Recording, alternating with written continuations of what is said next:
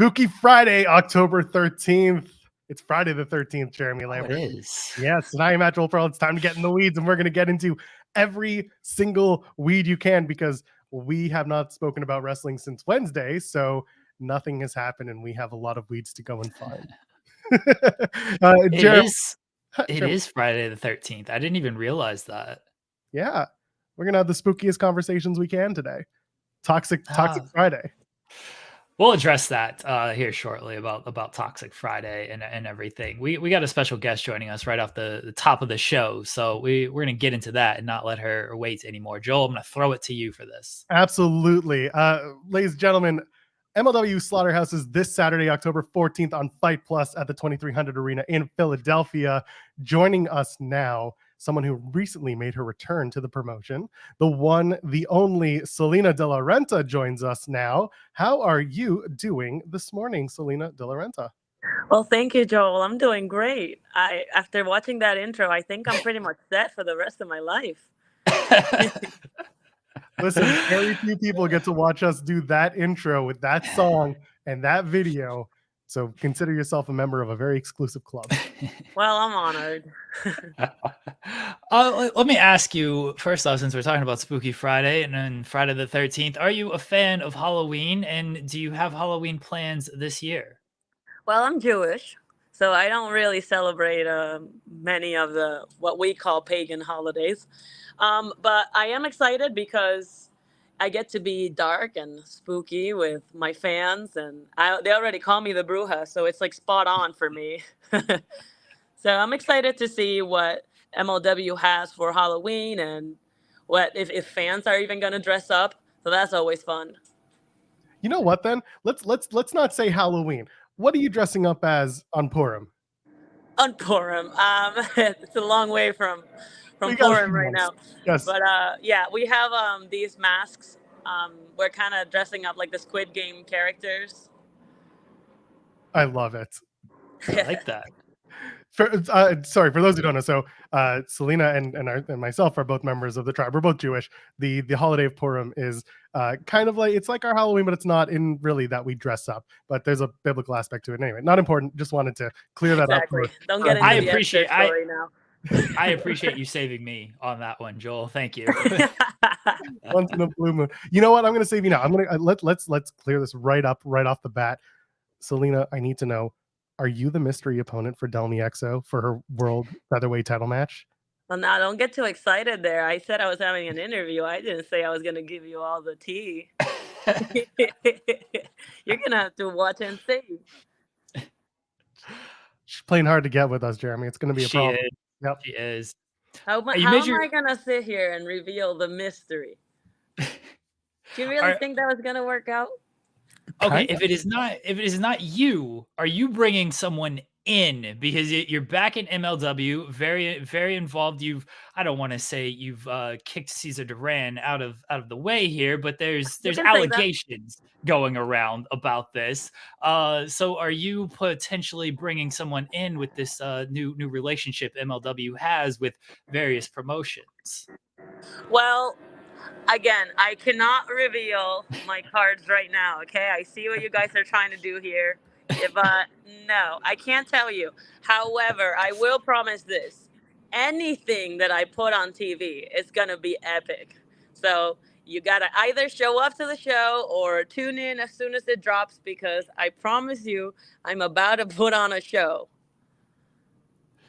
What's it been like being back at MLW? I know it's only been, it was once you came back at the latest show, Ferry Road, and then you guys did the tapings and everything, but you were heavily involved. You were doing producing with MLW before you left, and now you're back after a couple of years now, I believe. Like, what's it been like being back just at MLW? I was really excited to come back. It was different, very different. Not what I expected, because what I remember from MLW looked very different than what I saw. But it changed for the better. I will say that Corbauer has done a really good job at like filtering through who is really not supposed to be there and who is actually contributing to the roster. So it was very enlightening to see, and I felt good. It felt like I never left. I got to see some of my friends, mainly production, because the roster has changed a lot. But it really just felt like I've just been on vacation. Has there been anyone on the roster that you've come across that has surprised you in a good way that they're a part of MLW now? That surprised me. Yeah, actually. So, Ricardo Rodriguez, Jesus Rodriguez. I was very surprised to see him there. The last time that I saw him, he was on his way to India to teach kids how to wrestle. And I was really impressed by the work that he was doing out there. So I didn't think he was going to be back in America. And I saw him, and he's doing much better. He looks good.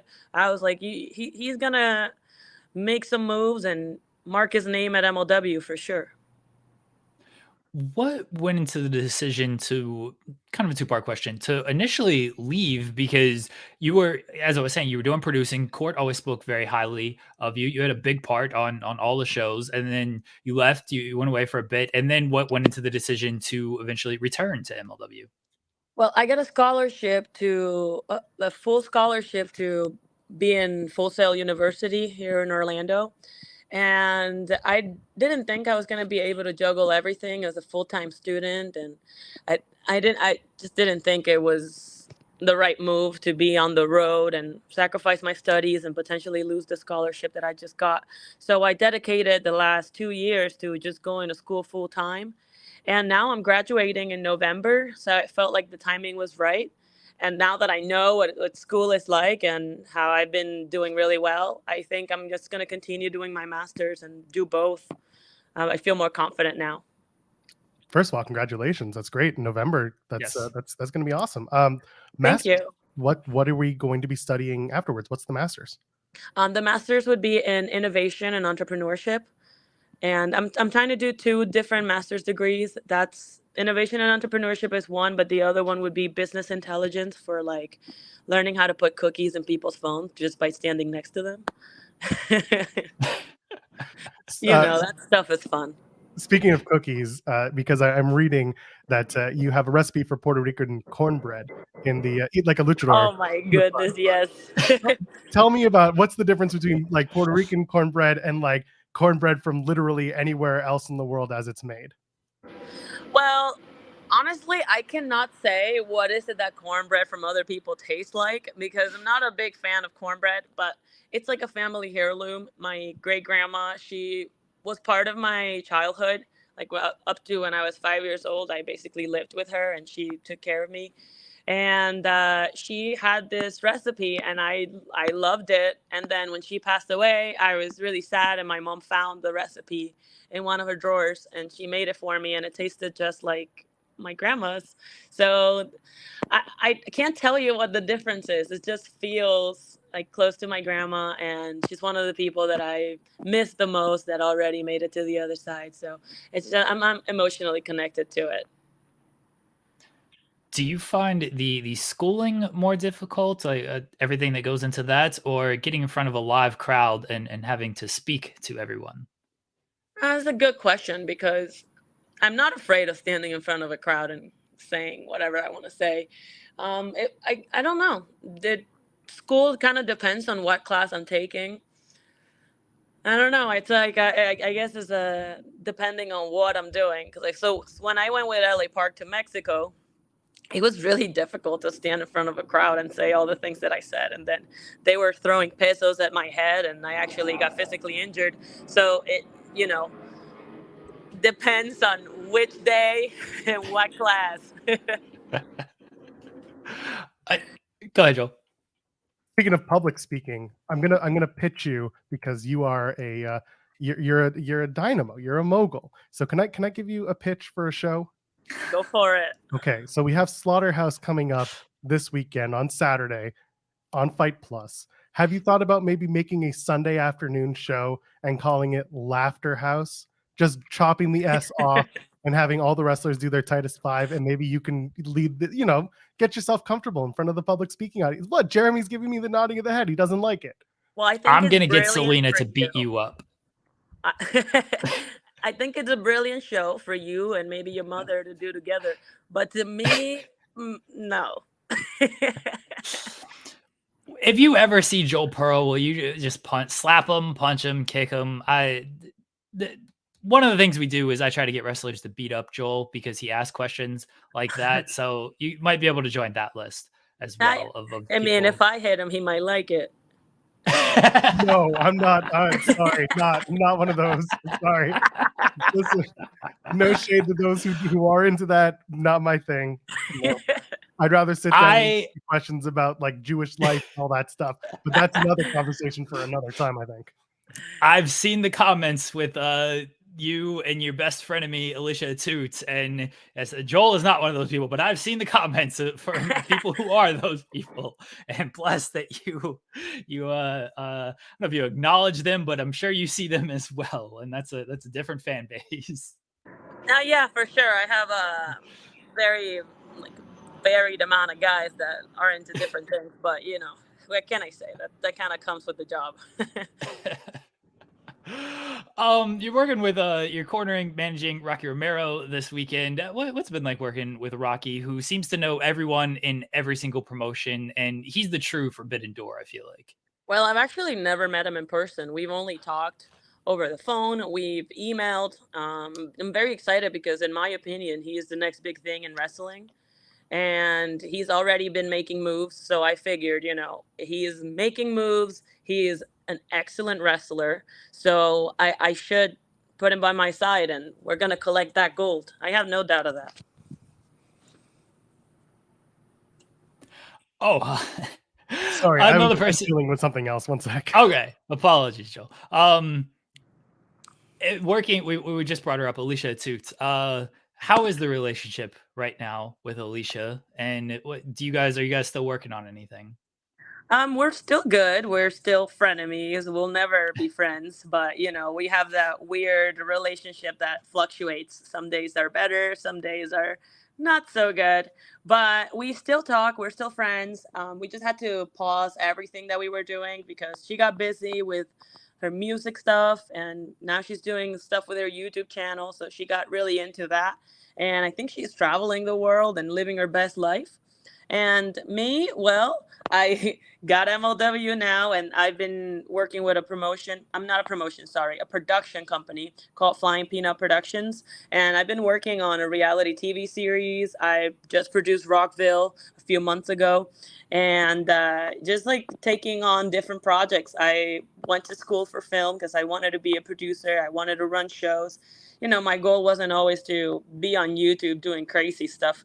So that's kind of, you know, I think it was time for me to just go back to my career path. It's been a little while since you stepped into the ring as a performer, as an active competitor, I should say. Do you have any aspirations to get back into the physical side of wrestling? Actually, I have no aspirations of getting back in the ring. I thought I wanted that, and for the longest time I tried it, and I would have my, you know, I call wrestling my toxic boyfriend. Like, we break up and then we come back together, and then like we are never good for each other. So I feel like that's what's happening with me as a professional wrestler, because I've gotten injured several times, and the last time I had a concussion.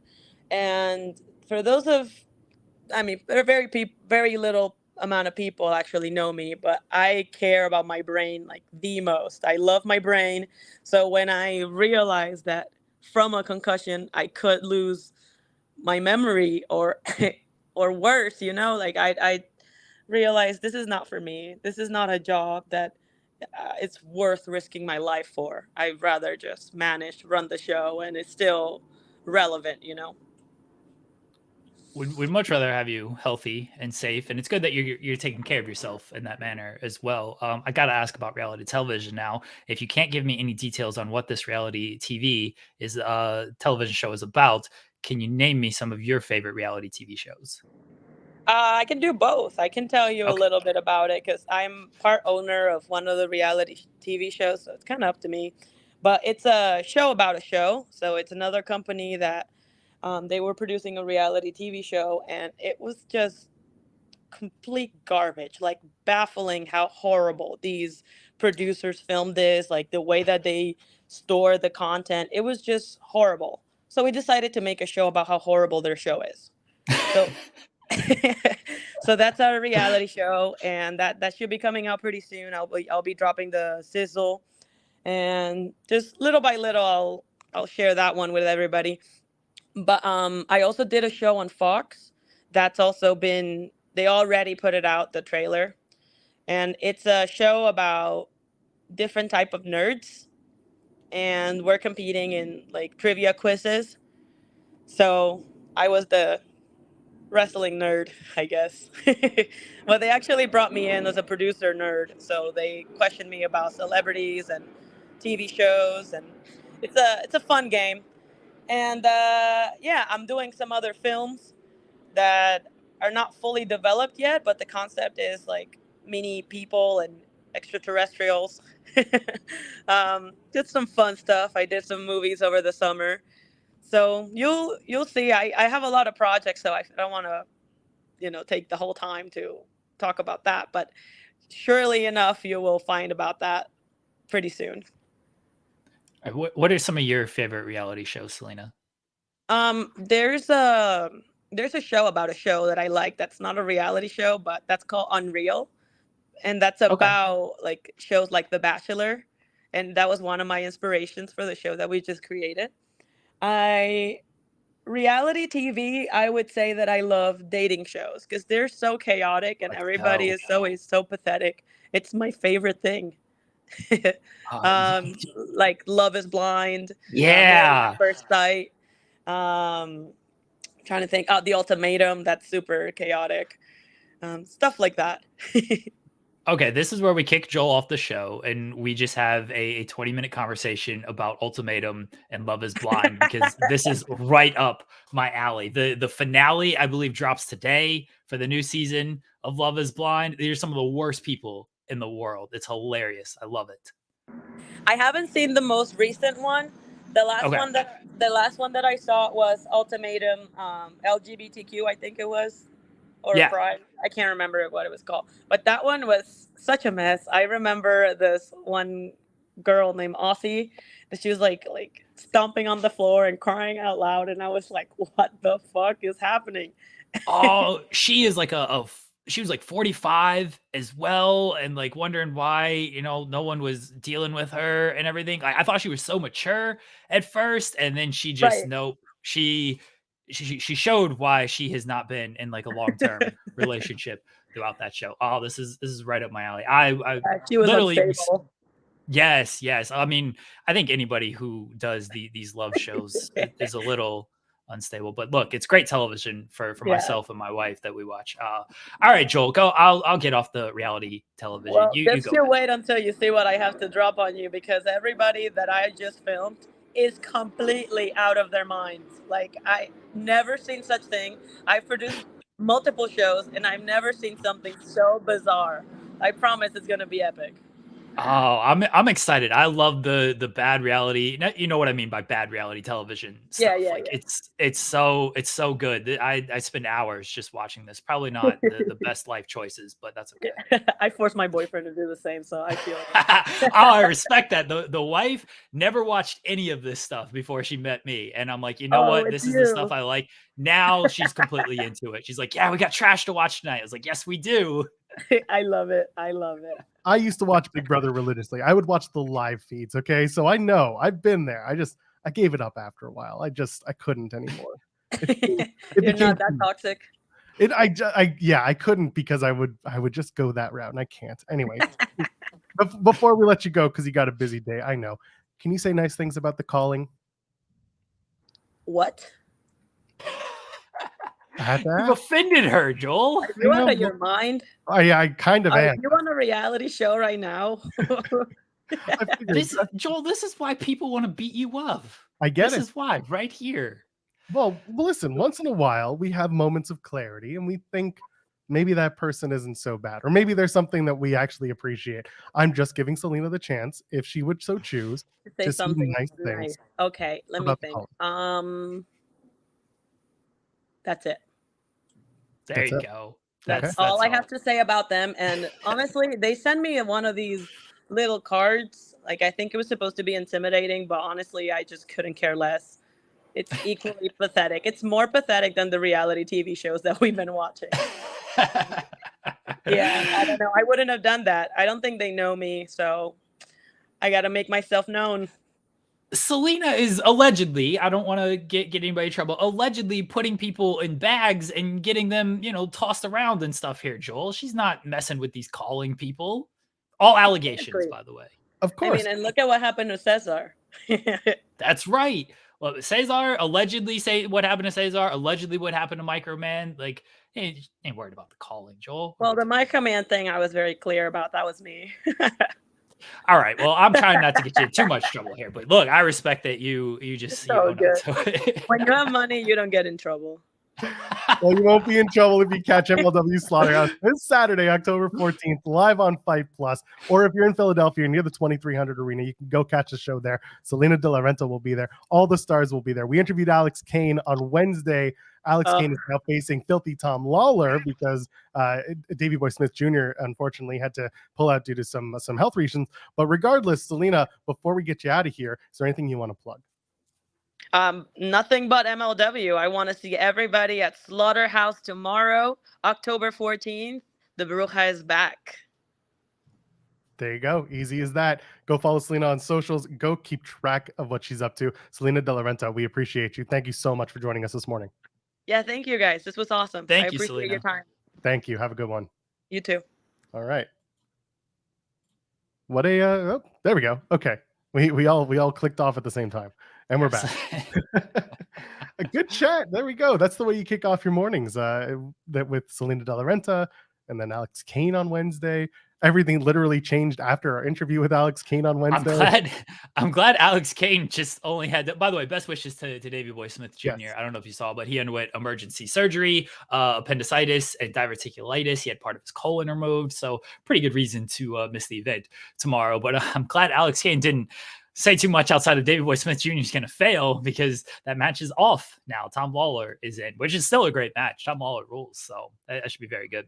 Yeah, I'm looking forward to that. Like you said, I was looking forward to the Davey Boy Smith match, but now this is a really cool opportunity to catch a really, really fun match between Alex Kane and Filthy Tom Lawler. So go watch that. Go check out MLW Slaughterhouse this Saturday. That's tomorrow night if you're watching us live on Fight Plus, or if you're in Philly, go watch the show. Thanks again to MLW and to Salina and to Alex Kane, because that was fun. Really, it brings my day up when we get to have these chats. NDP, you got to watch the product. Yeah, you've got to watch the product. I literally do a show every Tuesday talking about trash reality television. I know I tell people don't follow me on Twitter, and you still shouldn't do that. But I tweet sometimes about trash reality television. Every Tuesday, FMC, watch that show. Myself and SP3. We talk a lot about basketball, but also reality television. The great Cher Delaware joins us on our show to talk about trash reality as well. A very funny moment as you're saying, don't follow me on Twitter. And Salina de la Renta is like, what's Jeremy's Twitter? Oh, she did it publicly, so I'm not like saying shit out of school here. Okay. Just very funny. So yeah, nobody follow me on Twitter. Don't do that. I don't want to do any of this. Maybe she's just following you to tell people not to follow you. Yeah, that's fine. And Twitter's broken half the time nowadays anyway. So like, it's true. It's 1970 apparently, or maybe it's 2070. I don't know. Just the tweets come up as 70. Anyway. Sure. We got plenty of stuff to talk about when it comes to Twitter. Before we get into the Tony Khan stuff and everything, they did just release the Final Battle information. Did you see this? Oh, Final Battle. I'm doing this show, Joel. Well, two windows. ROH Final. This is actually from the Observer. So okay. My bad. They're saying it appears to be the 29th of December. They're saying Hammerstein, and 1800 is the cap. For that. So if it happens, that's cool. Is that the night where all the titles change hand? I mean, it's AEW ROH Final Battle. All the titles are on AEW talent, so it's basically an AEW show. Plus Athena. Will that show do under 1 million buys despite having MJF and the Elite and Samoa Joe and Eddie Kingston on it? For the first time ever in AEW history. I guess maybe 100,000 would be the correct comparison here. Or 150,000. Do we know how we do? At one point, Tony was talking about how the Ring of Honor buys were. Yeah. Do you remember what the number was about? Absolutely not. It's probably what, 25, 30,000 buys. I feel like it's more than that. I feel like they do pretty. Let me look. ROH Final Battle 2022 buys. Let's see what that did. No, that was the first one under Tony. Yeah, that was the first one. 2022. So I was thinking about 2020 or whatever the show was that Kate went to, and it was before the sale. Yeah, that had Claudio and Jericho on it. So like that's kind of a big deal. At least that would have done pretty well. Yeah, you would think so. Can't find buy rate information at all. Maybe somebody else can pull this up. Anyway, point is, it's supposedly happening at the end of December. It's a curious thing to do it. There we go. So the early estimate was over 25,000 for that show. That was way lower than I thought it would be.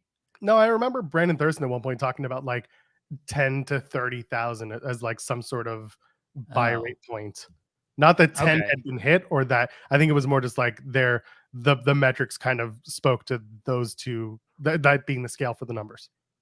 Okay, so yeah, they can say that like, oh, for the first time ever, MJF and the Elite on a show with under 50,000 buys.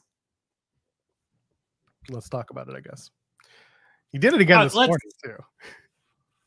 Well, we should get the plugs out of the way. First of all, you should probably tell people to leave a thumbs up and to subscribe to us here at Fightful Overbooked. And on top of that, there you go. Get it. Come on, let's go. One. Yeah, there we go. Guys, get the thumbs up. And also, you get a super chat. Any amount, get your question statement around the air, and supports us here at Fightful Overbooked. And also gets our people paid, because that's important. We like to pay our contributors and our people who appear on screen every single day on this channel, not named Jeremy, Joel, or Kate. Jeremy. I don't get paid anything.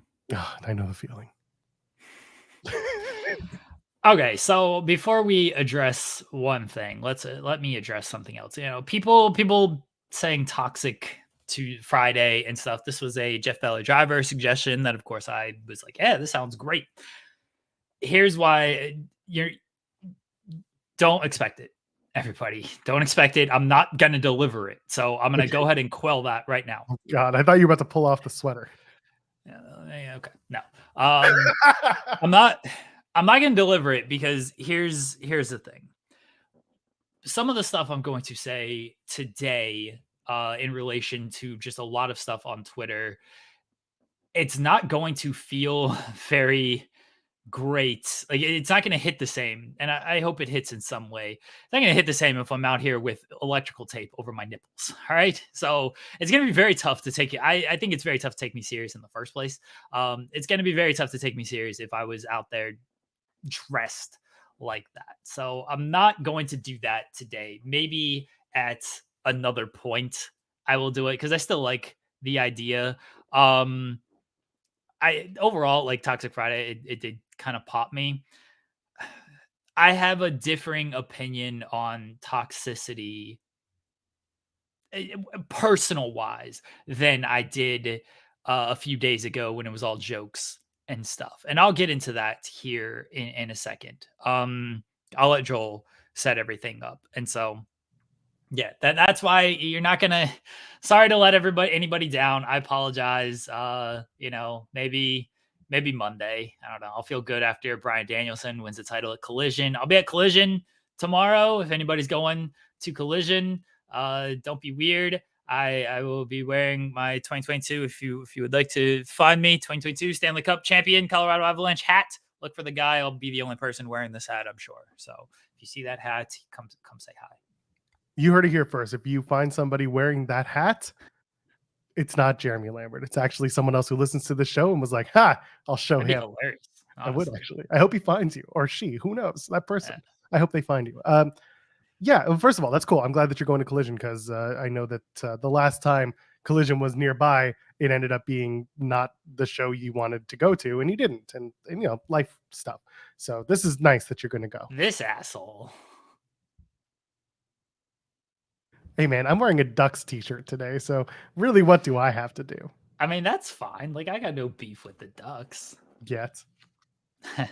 Listen, we interviewed Darren McCarty on this show. Like, so I want to talk about that real quickly. You hear a lot of people. I had this conversation with my wife, but like, you hear a lot of people talk about like, oh, I grew up a wrestling fan. Like, it's so cool to interview people like Steve Austin, who I grew up watching, or Chris Jericho, who I grew up watching. Like, these guys are, it's just like, it's that moment of like, man, if I could tell my younger self that like I'm going to one day grow up and interview these people. I'm like, I don't feel like I've hit that. I haven't hit that moment with like a wrestler. And we haven't interviewed like a ton of like older wrestlers. It's been a lot of like current day wrestlers, and like, no offense to them, I just don't have that. I didn't grow up watching Jordan Oliver. No offense to Jordan Oliver. He's younger than me. So he's fantastic, but I haven't hit that moment of like, oh, I grew up watching this person. This is great. That moment to me was legitimately Darren McCarty. Like when he was on the show, I was like, man, if I could tell my younger self that I'm going to interview and like bond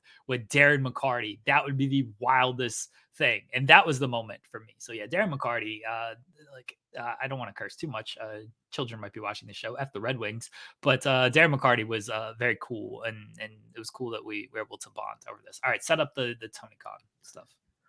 This week, 2 active decades-long rating streaks from 2 great legends were ended.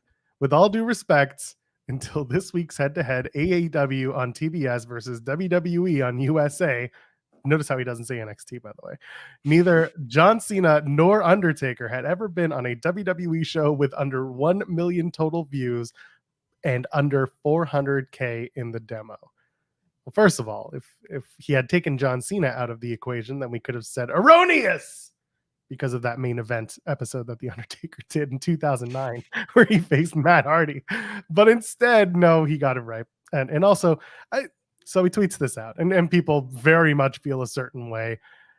And then he very quickly said, oh, by the way, Jay White versus Penta, and Samoa Joe versus Willie Mack, and Mystico versus Rocky Romero, and we got Danielson versus Christian Cage for the TNT title. This is over Rampage, Collision, and next week's Dynamite, respectively. So very next week's Rampage too. Yes, next week. That's not match. tonight. Yeah. Next week is the Mystico match versus Rocky Romero. So it's for Mexico's pound for pound crown, is how he's put it out there. So there you go. It became pretty apparent to those who are either terminally online or just social media readers, or just people who like who understand engagement or just talk about engagement. It became pretty obvious pretty quickly that Tony is almost engagement baiting people to getting to his account and getting him into people's algorithms to then promote the shows, which from a business standpoint is like the best petty funny thing you could do.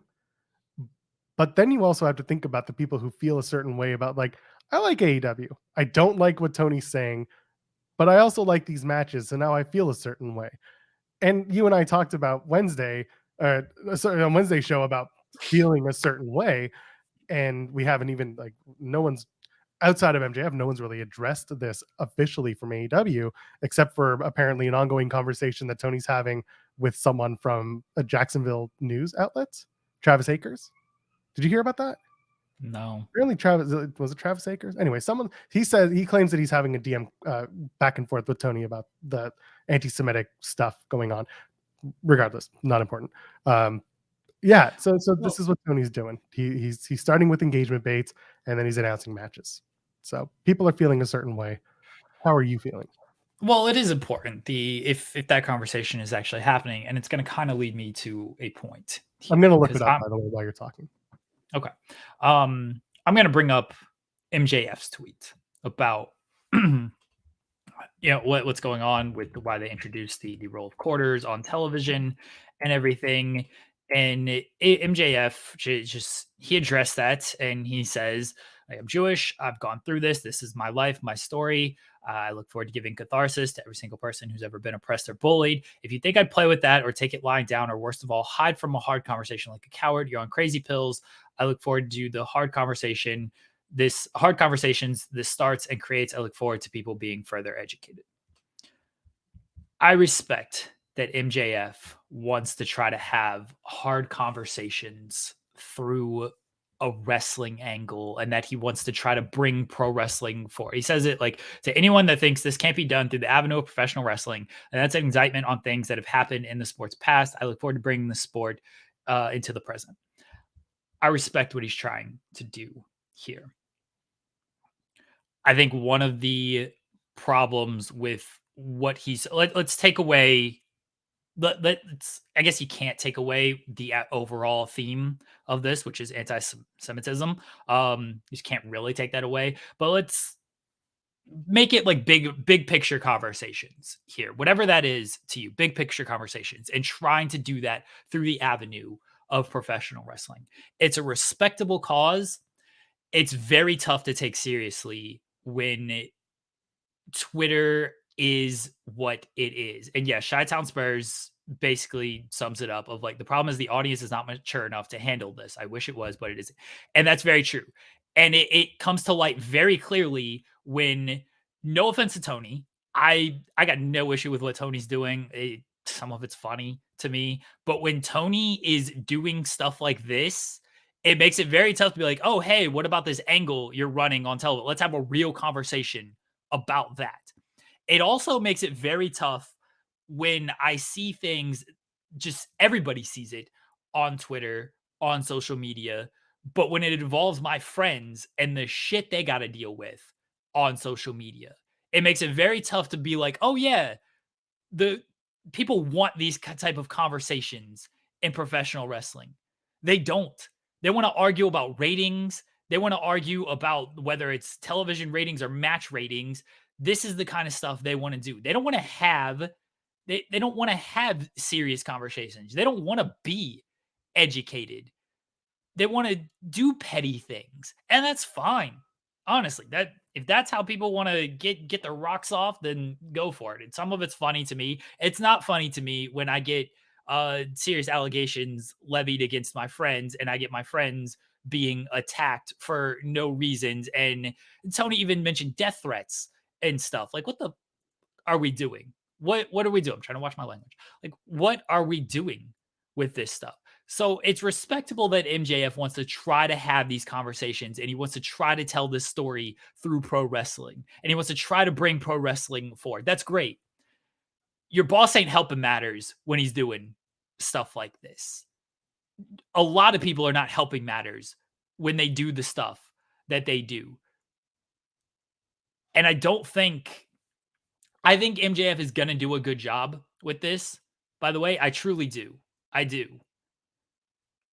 The problem is it's going to be forgotten in 2 seconds when somebody tweets something stupid and we all just move on with our lives and we care more about fake mugshots or Wednesday night ratings or Monday night ratings or telling people to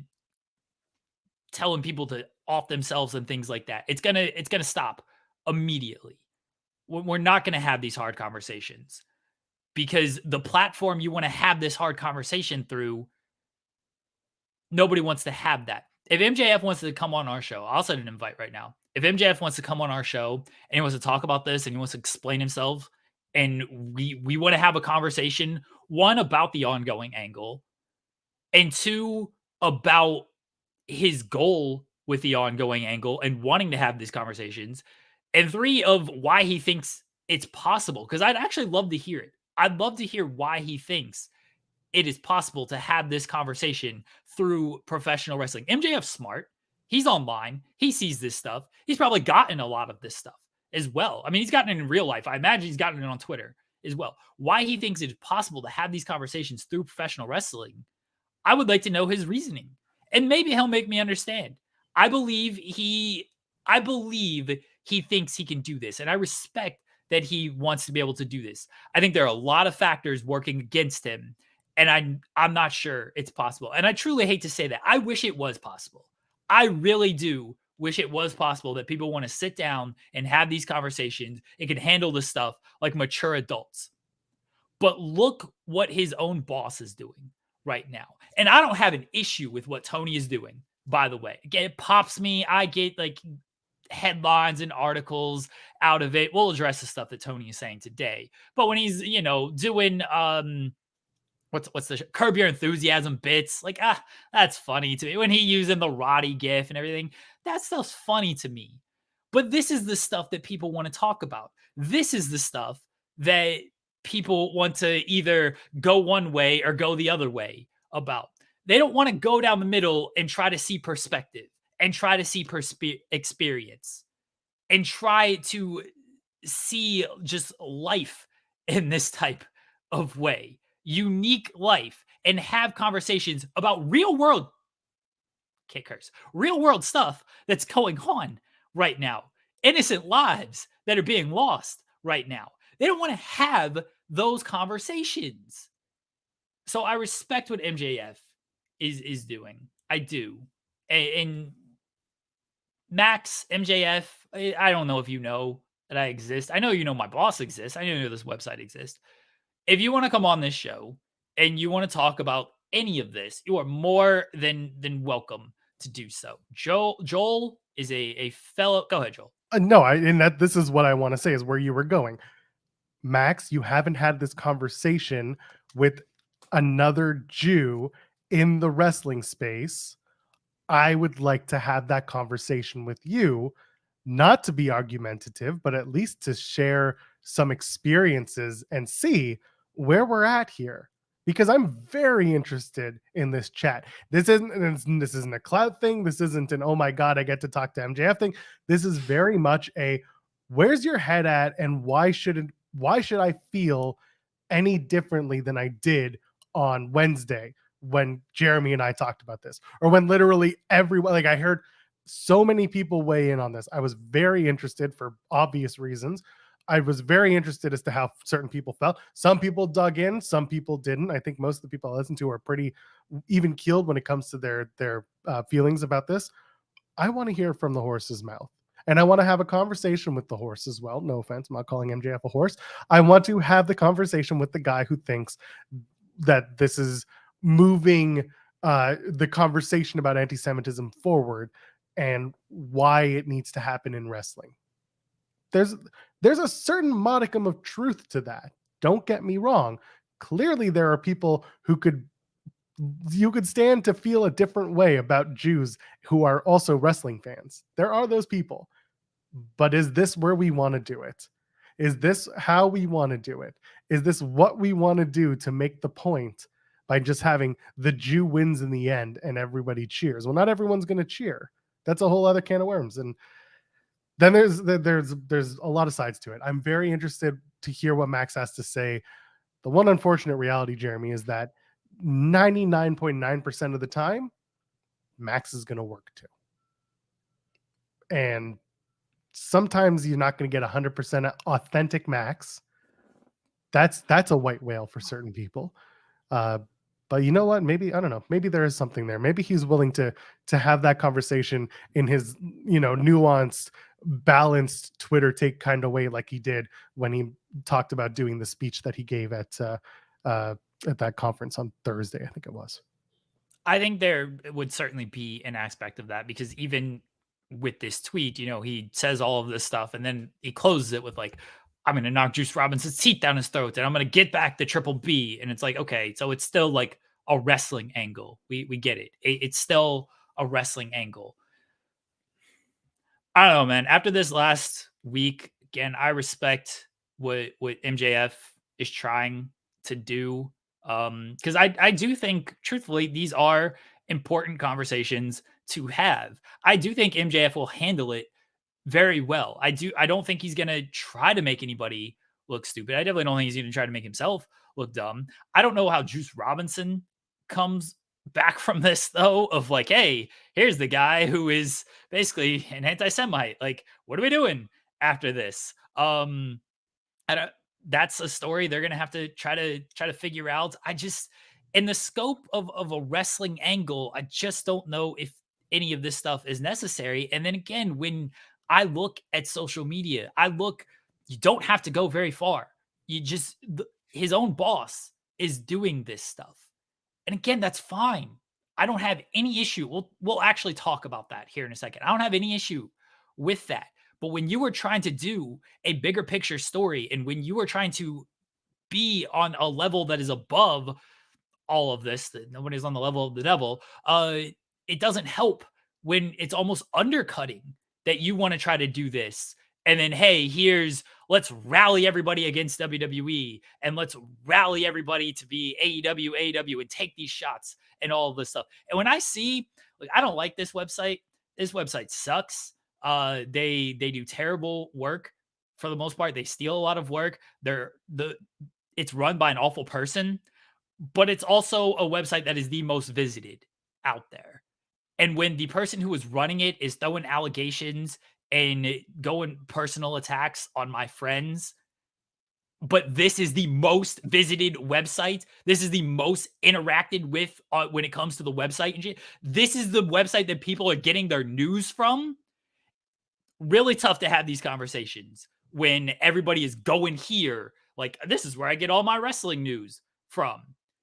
And the owner is out here off his damn rocker taking personal shots at my friends and putting out allegations at my friends and fucking with my friends. Well, it's very tough to want to try to have these conversations when this is the majority of the wrestling fan base.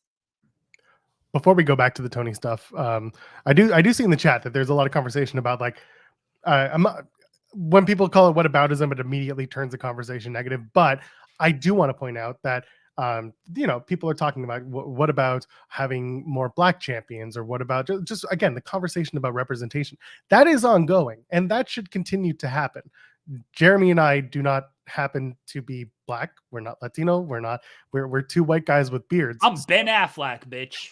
That's right. You white, you Ben Affleck. I get it. And I'm a Jew, so I can only speak to my experiences. There are so many other podcast conversations, whatever it is, happening that continue to happen, and I think you should support and continue putting out there, because it is an important conversation, because representation is important in wrestling. Wrestling shouldn't be just a bunch of white people fighting. It should absolutely have an inclusion of various, not just skills, but ethnicities and backgrounds and orientations and so on and so forth. So there's opportunity there. So yeah, that we'll leave it at that. The going back to the conversation about the DMs. So I found it. It's awfulannouncing.com had a whole write up about it. So Travis Akers, who is he's a wrestling fan, but he's also just he's a Jacksonville guy. He is a former veteran, or I guess he is a veteran. He is a former military guy. Duval School Board District 7 candidate is what's in his Twitter profile. So, but the guy has almost 180,000 followers, and he's an AEW fan, and he basically said, what's going on, the anti-Semitic story that had started on Tuesday is not good. And TK DM'd him, and he sent he screenshot it and he posted it before I get to the screenshots themselves. It says, "This is how Tony Khan responded to my critiques of an anti-Semitic storyline. Instead of addressing a legitimate concern, he says it's not doing much good." What that is, we'll talk in a sec. "Thousands of fans have expressed disappointment about the poorly timed angle. This is not how you respond to them." So what Tony had said was, in 3 messages, said, "I got the point that you didn't like the angle on the second tweet, Travis. 2, message was received hours ago. 3, I don't think quote tweeting TMZ is doing much good." So obviously TMZ had released an article about this whole situation as well, and there was a lot of people jumping on that. So Travis then replied, "How often do you slide into a fan's DMs to mock a legitimate critique? I love AEW. In my opinion, you have the greatest roster in the entire industry. I've been to over a dozen AEW shows, have friends in the company, promoted your brand extensively. If I can recommend anything, it would be to just not acknowledge our legitimate concern, but address it head on, non-kayfabe, next week on Dynamite." So that's what he posted, Travis Akers did. And there's a whole follow-up. Apparently, Travis and Tony have been having an ongoing conversation, according to Travis, about the story itself. Why are we doing it publicly? I don't know. This is only what I can tell you from the various reporting that we have. I don't know if Travis is going to ever say anything about it. I don't know if Tony is ever going to say anything about it. I thought about this the other day when MJF was sending out these tweets, and now I guess Tony is having these conversations. If you got to spend this much time defending the wrestling angle that you were doing, maybe it's not worth doing this wrestling angle. And I know they've brought up race and religion in other angles and in forums before. People want to point to Muhammad Hassan, and look, that got squashed immediately. It shouldn't have been probably done in the first place. But Jensen brought this up, like they tried to introduce this man as a baby face, and then of course wrestling being wrestling, they turned him into a heel. And then once they did the terrible angle the same day as the London bombings, they squashed it. They took that character off of television. We can go back as far as recently. We can go back as far as recently. We can like use recent history here of Kofi Kingston. They made allusions to, hey, you're a B+ guy. You are where you're at, and like why they was at where they didn't fully beat you over the head with it like they did in the Booker T angle. And of course that was bad because Booker T didn't win in the end, but they made enough allusions to things with Kofi Kingston, and the New Day has brought this up, but it wasn't beat over the head. And there was no, I don't, there was nothing out there to where it was like they were making fun of, and they weren't doing anything to like, again, really go in on Kofi. It was just like, yeah, you're a minority. This is just where you're at. Like Vince said something similar to that. And then Kofi won in the end, which is good. This is something with MJF that MJF has brought up with the quarters, and now they are heavily pushing with the quarters and Juice Robinson. They are beating you over the head with it. And the MJF's going to win in the end. I assume he's going to hit Juice with quarters and he's going to overcome. It's going to be great. But could you not just tell this story without being so, one, the timing was never going to be good, but could you not just tell this story without being so obvious about it and just introducing the elements that you are introducing into it? Like, why isn't MJF just overcoming just the story in and of itself? Why do you have to go with these certain elements? And now Juice is going to be labeled an anti-Semite on TV for the rest of eternity.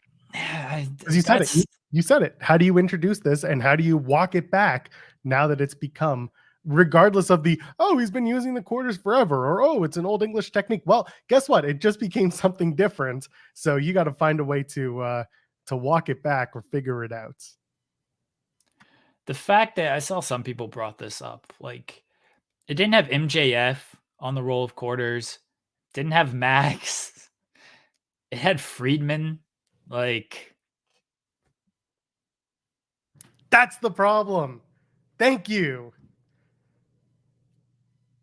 MJF would have taken a lot of people's concern. It would have been one less thing. You put Friedman on it. He doesn't go by Maxwell Jacob Friedman every time he does a promo. That was part of it. That was a big part of it. I'm glad you said that. Thank you. I don't want to take credit for like being the person who noticed that or whatever. But it's out there. But you're right. Yeah. It's out there. But on this show, you have said it, and that is something that had to be done. That is something that had to be brought up, and I'm glad that you did, because I'd been thinking about whether or not when to say it and what to say about it. But yes, that's exactly it. Very strange. Just doesn't look good, and it throws Juice under the bus a little bit. So I hope they got a real good plan for Juice. They're going to turn him. Oh God, they're going to turn him into a rabbi. They're going to convert him. He's going to see the error of his ways. Everyone's going to be rah. Oh my God, it's happening. There we go. They're going to be dancing in the street. He's going to do traditional Rikud, which is Israeli dancing in the street in the rain. Anyway, someone in the chat, it's actually Jeff Valley Driver, made a really good point that about audiences maturing over time. Says, I will say this, give some wrestling fans a chance to grow. 10 years ago, you would not have seen people cheering Anthony Bowens for being gay. That is a very good point. That is something that is worth considering. Like you, Jeremy, I'm still a little bit cynical about this. And you know what? Maybe this would have been different had there not been, war in the Middle East right now as it starts. As they start the storyline progression. So that's the big thing. Going back to Tony, actually, no, we're not. Chi-Town Spurs sent a super chat, said, I trust MJF to tell this story. I do not trust wrestling fans and media to interpret it correctly. That is the point. Absolutely. Yes. Yeah, I do trust MJF. Like, I do. Again, I respect that he wants to try to do this. And I truly do hope it works. I'd much rather be talking about things like that in a good wrestling angle than being a little cynical and having the thought of where it's actually going to go on this thing because of not even like full on wrestling history, just present day of what is happening in wrestling and online and stuff. So, but hopefully MJF is able to hopefully MJF accomplishes what he wants to accomplish. I do think that like him, it's his story to tell. He said that, right? Like that's great. It's his story to tell. He's one person. There's a lot of people, and Joel, you're one of them. There's a lot of Jewish people who maybe don't want this story to be told in this way. And that's cool. He wants it told this way. He wants to try to have these conversations. He's one person who grew up like this, and I imagine a lot of people grew up like this. And go ahead, Joel. He's positioning himself to be the superhero, the Jewish superhero, which again, representation wise, I get it, but also is, not, you're not speaking for everybody. You're trying to, and it's noble to a certain degree, but not everyone wants that. I just kept thinking he's the Hebrew Hammer. For anyone who does, so many people will not get that reference. There's a movie from like 2003. It's called The Hebrew Hammer. It's a very like on its head Jewish hero Shaft, like it's Jewish Shaft, except he's white and a Jew. Go watch it. It's silly. It's stupid. Don't watch it with family because there are blowjob jokes. But very funny movie. Part of me thinks Max has watched Hebrew Hammer and thinks he's going to tell some of that story too. I just don't, and this is where it kind of is a little cynicism. I don't know if you can tell these stories through wrestling because you try to tell these stories through wrestling and it's respectable. But again, then you got your boss firing off these tweets. And then on the same show, like you got whether it's House of Black and the spooky stuff or just the overall generality of wrestling, right? Like you're trying to do this kind of stuff, and then on the same show, you just got the dumbest shit possible happening. Like I don't know if it always works in that way. And I just don't know if wrestling is that platform because one, I think most times most people are going to lean negative, and that's just sort of the world we almost live in nowadays. And two, like, yeah, the history of wrestling. I mean, MJF mentioned that is like, okay, just because of the history, I'm here to bring it to the future and the present. Like that seems like a good idea, but then there's stuff on the show that just kind of makes you like cringe and not be a fan of certain things. And so it's tough. Like it really is. And again, I'd like to have the conversation with MJF about trying to do this and what his thought process is and why he thinks he is the person for this. Not only like to tell the story, but again to tell his story through wrestling and to feel that I don't know if he feels he's speaking for everybody. This is something that I would like to ask him. Like, do you think you are speaking for everybody when you do this, or are you just trying to tell your story? And why is this the way to tell your story? Do you recognize that like you're telling yours, but it's upsetting a lot of other people the way you are trying to tell this story? I want to know these answers, and I don't know if like I don't know if we're ever gonna talk to MJF again. I don't know how like the juice stuff. I thought a lot about this of like how do you rebound from that? Like what can be said of like, oh, juice, like he doesn't mean it. And like, why is he doing it then if he doesn't mean it? Like, Juice is a 30 whatever year old man. Those kids who threw quarters at MJ, maybe they didn't know what they were doing. Maybe they just raised shitty. Like, I don't know. On Long Island, most Juice, likely yes. yeah, like Juice seems old enough to understand what he is doing here. And like is the moral like, hey, when this happens, stand up to bullying and punch him in the face. Like I feel like we can accomplish that in different ways here. I feel like you accomplish that, MJF, just by being in the position that you're in. Like, I don't know if you need to do all of this to accomplish this whole thing. But fuck, maybe we're apologies. Maybe we're overreacting to one segment, and next week it'll all be explained, and we'll have a completely different thoughts on all of this. It's been a long week. It's been not only like just what's going on in wrestling, but again, just the stuff you see on social media in terms of wrestling and the stuff you see in life. Like you know better than I do, Joel, with the Israeli Palestinian war. Like innocent lives are being lost and everything. Children, daycares are being bombed and stuff. Like, fuck are we doing, man? The former sorry, what was his thing? Mojo Rawley. He just posted something on Twitter. Yeah. And I reposted it because I think it's something that everyone should read. He talks about his background. He is Palestinian, and his parents, his family have ties not only to Israel, but also just to that region. And that's what we're all after. Peace, peace in a shitty time and a shitty situation. That's really what we're all after. Everything else is noise.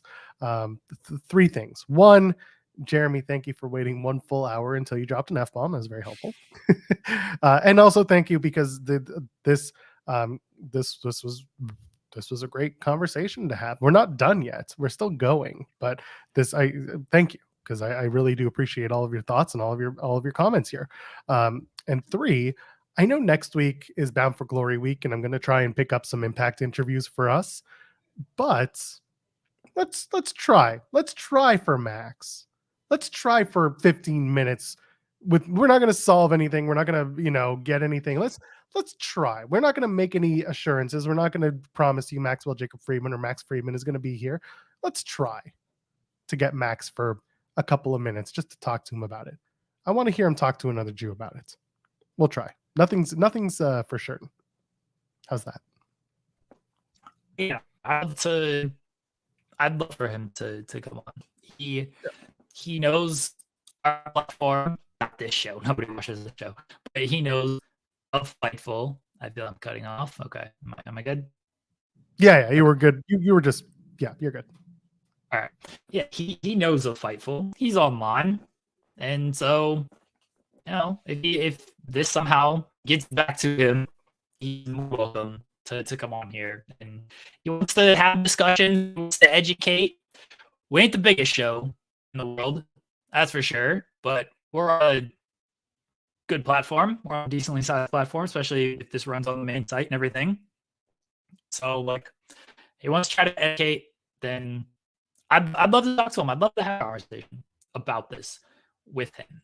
And again, I think more than me, you are somebody who is very qualified to have this conversation and have a lot of concerns that I think a lot of people have who are Jewish. So yeah, and again, I don't want to talk for anybody, and I don't want to be anybody's representative other than myself, but I have a unique experience just like Max has, and I want to see where he's coming from, and I want to see if I can understand his a little better, because I would love for him to understand mine a little bit better, because we have some shared experience, but we're certainly far apart in terms of how this pro wrestling storyline of his wants to go. But so we'll see. And look, we're all just one person. We said this on Wednesday. My days are completely thrown off. We said this on Wednesday. Is like, your experience, your perspective, your opinion is yours. I know some people are not happy with it. I know some people are just like, oh, it's just wrestling. That's fine. Don't tell anybody else how to feel about this. Just don't. Especially other Jewish people. Don't tell them how to feel about this. Listen to them. Just shut the fuck up. Exactly. Otherwise, you tell people to pull up their bootstraps, and then you get fired 3 months later for telling people to pull up their bootstraps. He'll be back soon eventually. So Tony, let's just wrap up. This morning I'm on the train coming home, went to drop off my kid at daycare. So I'm on the train coming home and I see you tweeted. I do not have notifications turned on for anybody on Twitter. Nobody, because nobody's that important to me. But I came across this. This weekend marks 1 year since the Mayo Clinic saved my mom's life. During her ordeal, many AEW talent came to me alleging WWE tampering, including them to break their contracts. I'll never forget these phone calls at her side in the hospital. It's when business became personal for me. Then another tweet, this is nothing new. I mentioned it last year after she came home. It's relevant today because she checked in for surgery 1 year ago today. As I've mentioned several times since, Mayo Clinic are heroes, and thanks to them, her recovery from very grim outlook has been a miracle. First of all, it's a wonderful story knowing that Tony's mom is okay. We can all agree with that. We can all say that is, and he's told the story before. He did it on a pre-show press conference call, and he talked all about it.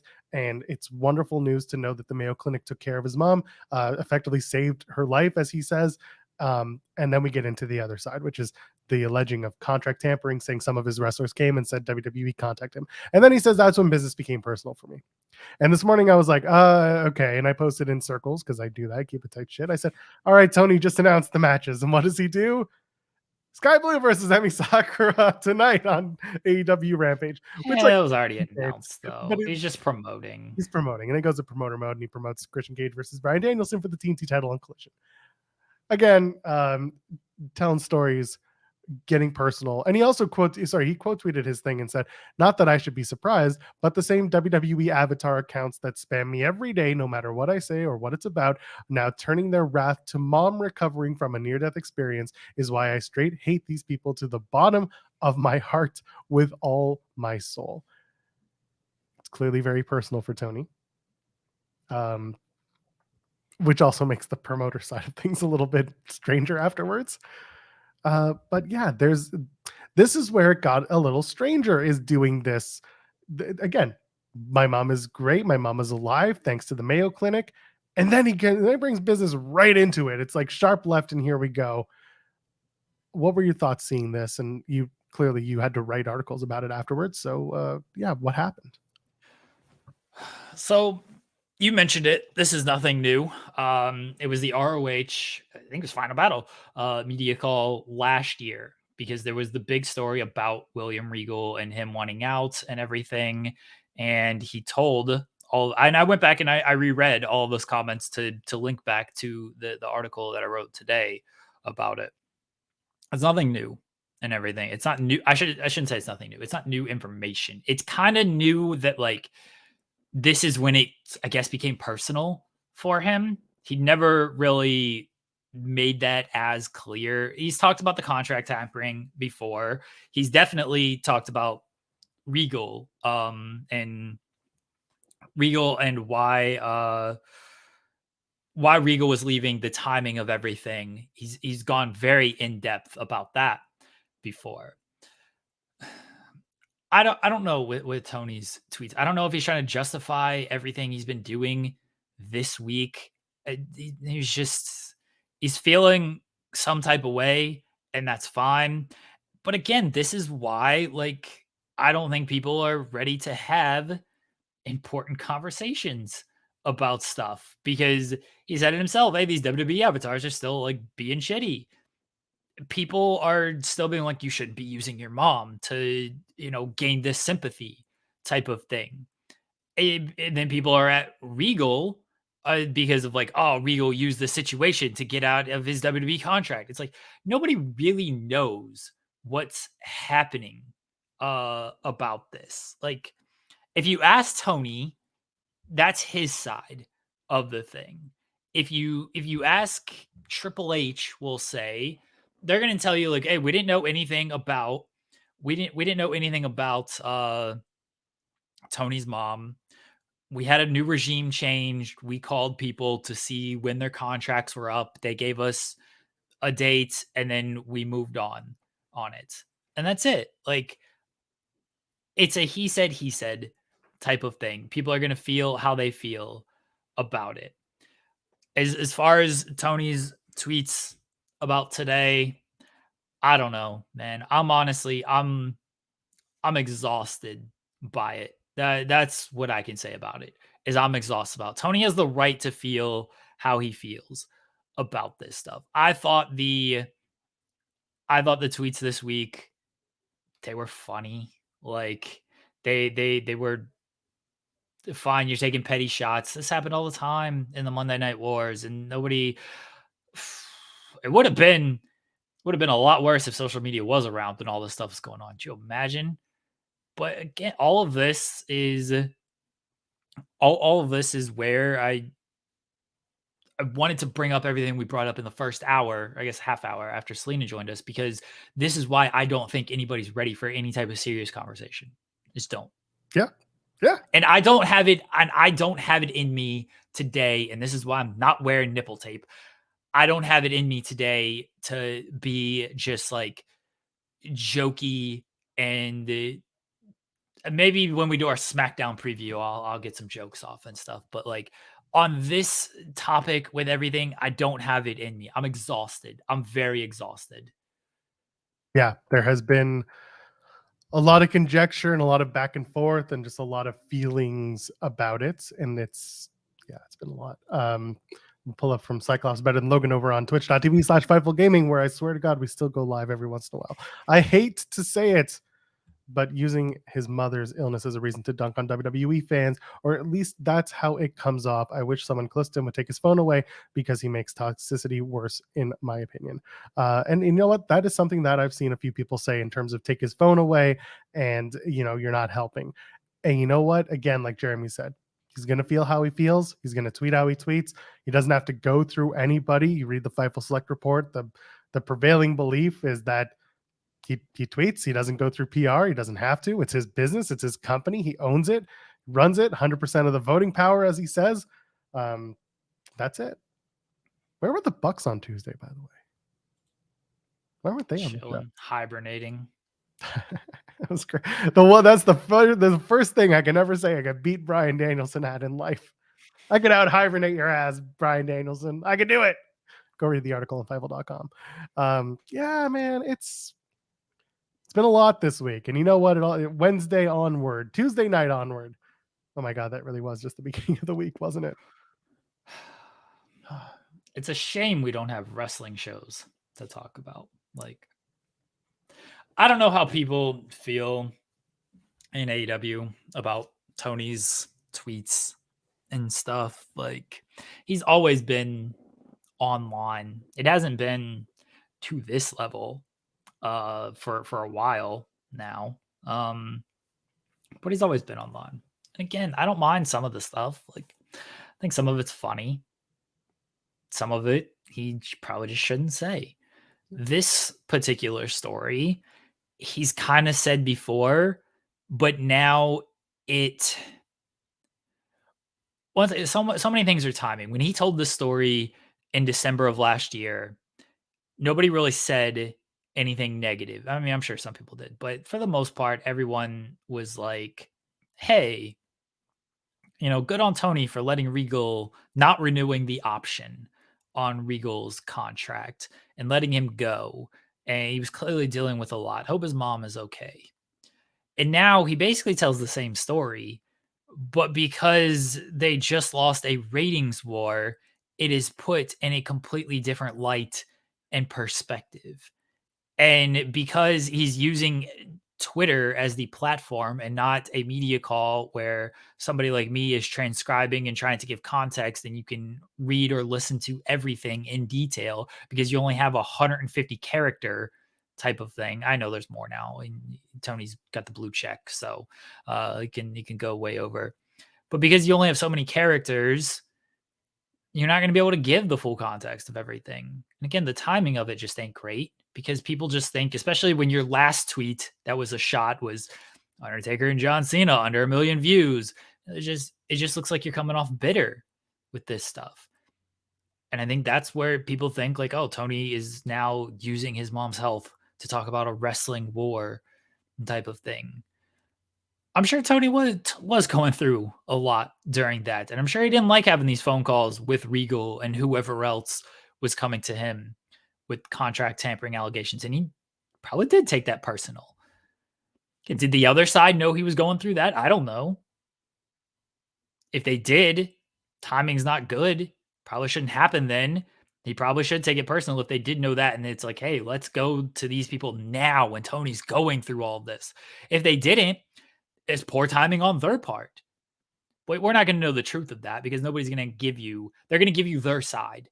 And their side, what's the saying? There's one side, two sides. The truth is in the middle on it.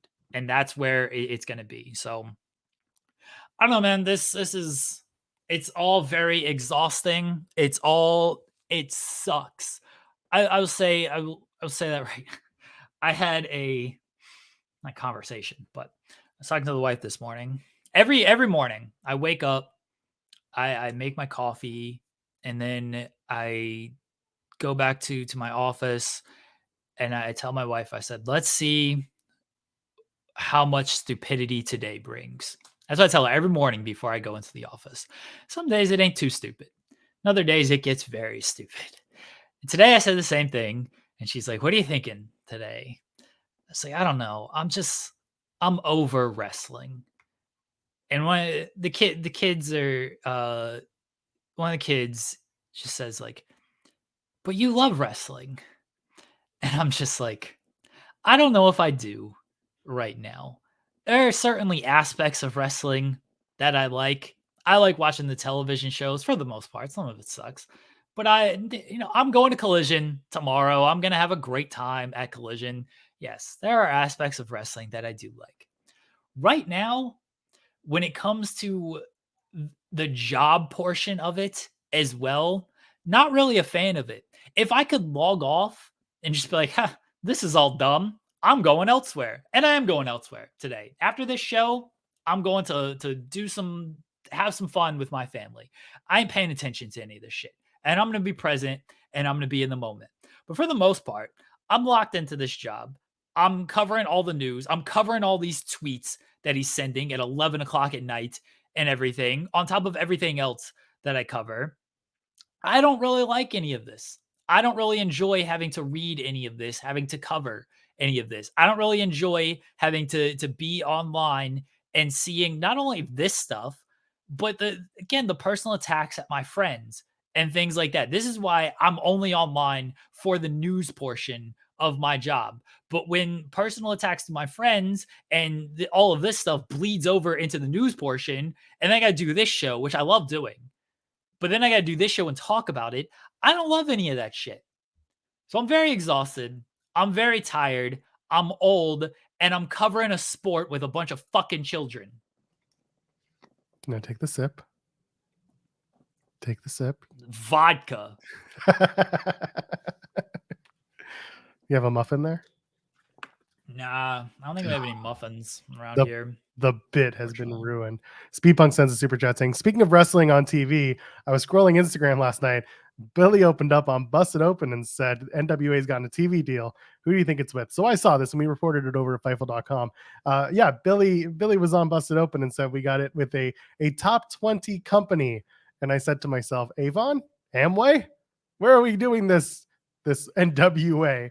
I don't know where it's going to end up. Personally, I got to be honest, I don't pay much attention to the NWA. I've said this before in other shows, so I'm not talking out of school here. I'm not saying anything new, but when I watch their pay-per-views, it's usually on the third screen while I'm doing 3 other things. So I don't know if you have an idea of where it could go. I don't think it's going to be on Access. I don't think it's going to be on FX either. Honestly, it's like the Roku channel for New Japan. So I don't know what's going to happen, but I don't expect much. I don't know with NWA, man. I don't know when they're going to be on. Is it still going to be on Tuesdays at 6? Billy talked about 2 television deals and different kind of programming. Until more things get announced, I just think Billy is doing hype stuff because that's what he largely does. So whatever. Bless them. Yeah. Ryan Bless the NWA for trying. They're bringing the headbangers in. Oh, good for them. I like the headbangers. Yeah. Jeremy, it might cheer you up. Nipple tape. Maybe. I don't know. Oh my goodness. Actually, you know what? So you were talking about, there hasn't been much wrestling on last night. I do want to mention, so I cover Impact for the site, and last night they treated us to a 30-minute main event between Frankie Kazarian and Edward Edwards in a 2 out of 3 falls match. Jeremy, I can't believe I'm about to say it. The match was actually really good. It's worth going out of your way for. And it's not because of, honestly, the reason why a lot of people were down on it is because the story has just dragged on. But Edwards and Kazarian are very good at what they do, professionally wrestling speaking. The first, they do killer impact. So the first match is a traditional match, second match is a submission match, and then the third fall is the last man standing. And they did a really good job with it. They paced it well. They told really good stories in the ring. This was the greatest finish to their story that they could have told. I do want to put that over because I thought it was a lot better than I had been giving Impact credit for when it came to this story. I will watch it this weekend. That's typically when I try to catch Impact, is during the weekend. I don't, because wrestling is on every other day of the week. This week was an exception. I try to not watch wrestling on Thursday because it's the one night where, I'm not present to have to cover a bunch of stuff. But I don't know if you need a 30-minute Frankie Kazarian, Eddie Edwards match, 2 out of 3 falls, but both men are very good, right? Like they're very good professional wrestlers, and sometimes that doesn't translate into a good wrestling match. I watched their little gimmick where they fought in the Killer Kowalski thing, and that was maddening. But as far as an actual wrestling match, being in the crowd live. Yeah, but as far as in ring, they're both really good. So I have no doubt that it was good. So yeah, go ahead. If Joel Pearl's praising it, it must be good, I guess. Well, it's especially good because now they're not going to blow it off at Bound for Glory where they already have a stacked card. They gave it an Impact main event, which was something that I had been wanting them to do. That's what I thought the Kowalski story was going to be. The gym, I thought that was going to be a blow off on an episode of Impact because it's a pre-tape. You don't have to subject your crowd to being captive audience. You could get away with it. Instead, that's not how they did it. So it's worth going out of your way for. Somebody mentioned Kota Ibushi contract news. So if you go to it's HD subs on Twitter, HD subs with 2 S. He basically, I can't watch the video right now, and it might be in Japanese anyway, I'm not sure. But the long and part of it is just he didn't want to sign a contract. There was a hardcore match, double ring cage, blood and guts. That's the day we signed the contract. We had a verbal agreement. I think that it's just, I could be wrong. Maybe if I watch the full video, I'll get better context of it. It seems like he's just talking about he signed to do these dates, these matches type of things. He doesn't have the graphic. They never gave him the graphic. I feel if they signed Kota Ibushi, they'd give him the graphic. That's a big enough name to where they ain't going to tier 1 him like Billy Starks and she's on television all the time, but hey, we never gave her the graphic type of thing. I think it's just, they signed a deal or they gave a verbal agreement to do however many matches. And he's worked a couple of matches with them. So we'll see the next match he works whenever that happens. But I think that is the thing of Kota Ibushi signed with AEW. Until he's on television weekly, I would not expect Kota Ibushi on television weekly. Yeah, in the interview, he's basically saying, I'm based in Japan. I will travel there for matches. But it was I wanted a verbal agreement. I didn't want a signed, I didn't want something signed. So this is very Kota Ibushi as well, right? This is what Kota wants to be, much like Lio Rush. He wants to go and wrestle wherever he wants and not be tied down and be able to come and go as he pleases. And that's fine. You know what? If you're a wrestler and that's how you want to get paid or that's how you want to,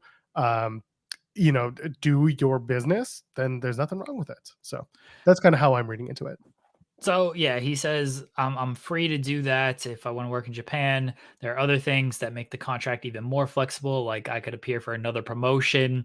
It just basically seems like whatever contract he signed, it's because he got to sign a contract, but he's not a full-time type of thing. I wonder if he helped bridge the GLEAT AEW conversation. Yeah, maybe. Because I know he worked some matches for GLEAT in July, August. And then we have Cutler and Colt going and working a GLEAT show coming up soon, too. Yeah, that could be it as well. Again, like the terms of it are very seemingly clear that it ain't like a full-time deal. He's free to still do whatever the hell he wants to do. He says, reduce the number of matches a bit more. If I go too many times, my activities in Japan will be limited. So reduce the number of matches. And when I said that is okay too. It's the best deal. So he signed some type of deal. Doesn't have the graphic though. There you go. Just like Billy Starks, signed, no graphic. Yeah.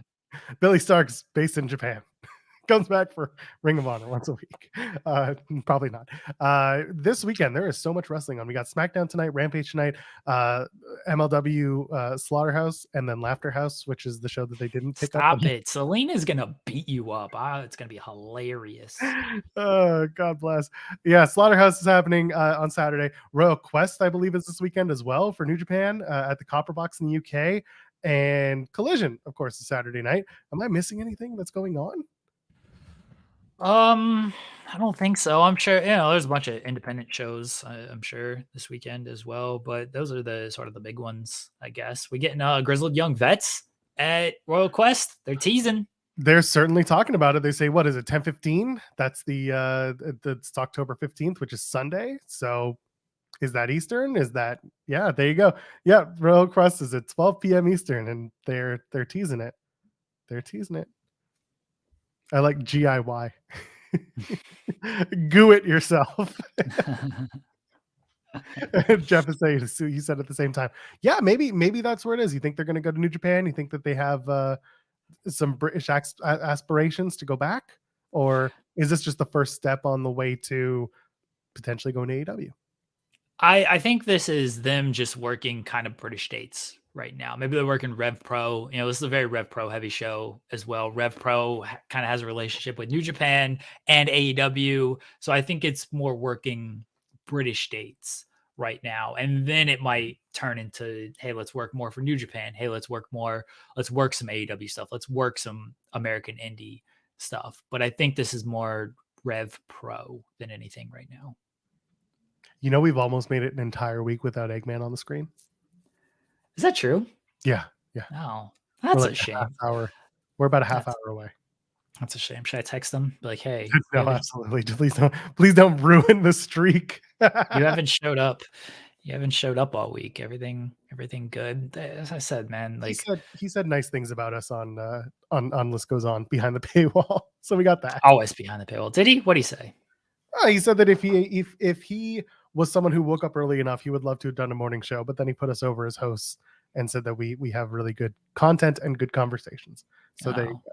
Well, he clearly doesn't actually watch. So that's good. Well, exactly. I mean, Andrew Zarian, for some reason, he watches this show. I don't know what that's about. It's very, very strange. Hello. Zarian, where are you at?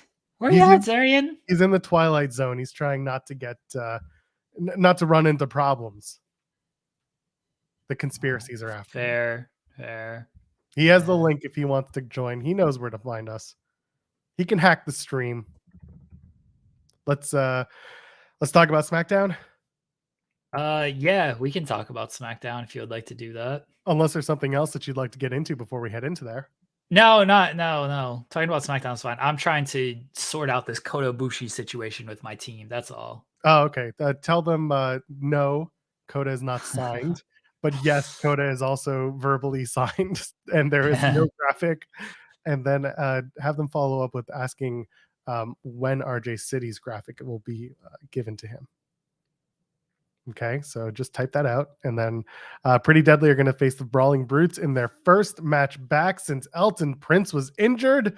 I'm excited to see the shake weight Pretty Deadly come back to beat up the Brawling Brutes, or is it going to be the Brutes beating up Pretty Deadly? What do you think? I think, Joel Pearl. Oh, it doesn't matter what I think anymore. It is time to get into the Zarian zone.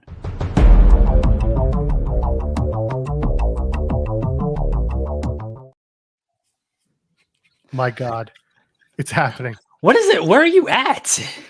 I'm at one of my offices. Oh. An undisclosed location. An undisclosed location. Hold on. There might be paraphernalia around here that you'll get in trouble for. So let me move my camera around a little. Oh, there we go. I just got the white. What's the thermostat set at? Yeah, what do we got here? In here? Oh no, that's like right behind. That's the safe. No, that's for the safe room. Oh, okay. Wow, we're really into it. Yeah, that's for the safe room. I thought it was a thermostat.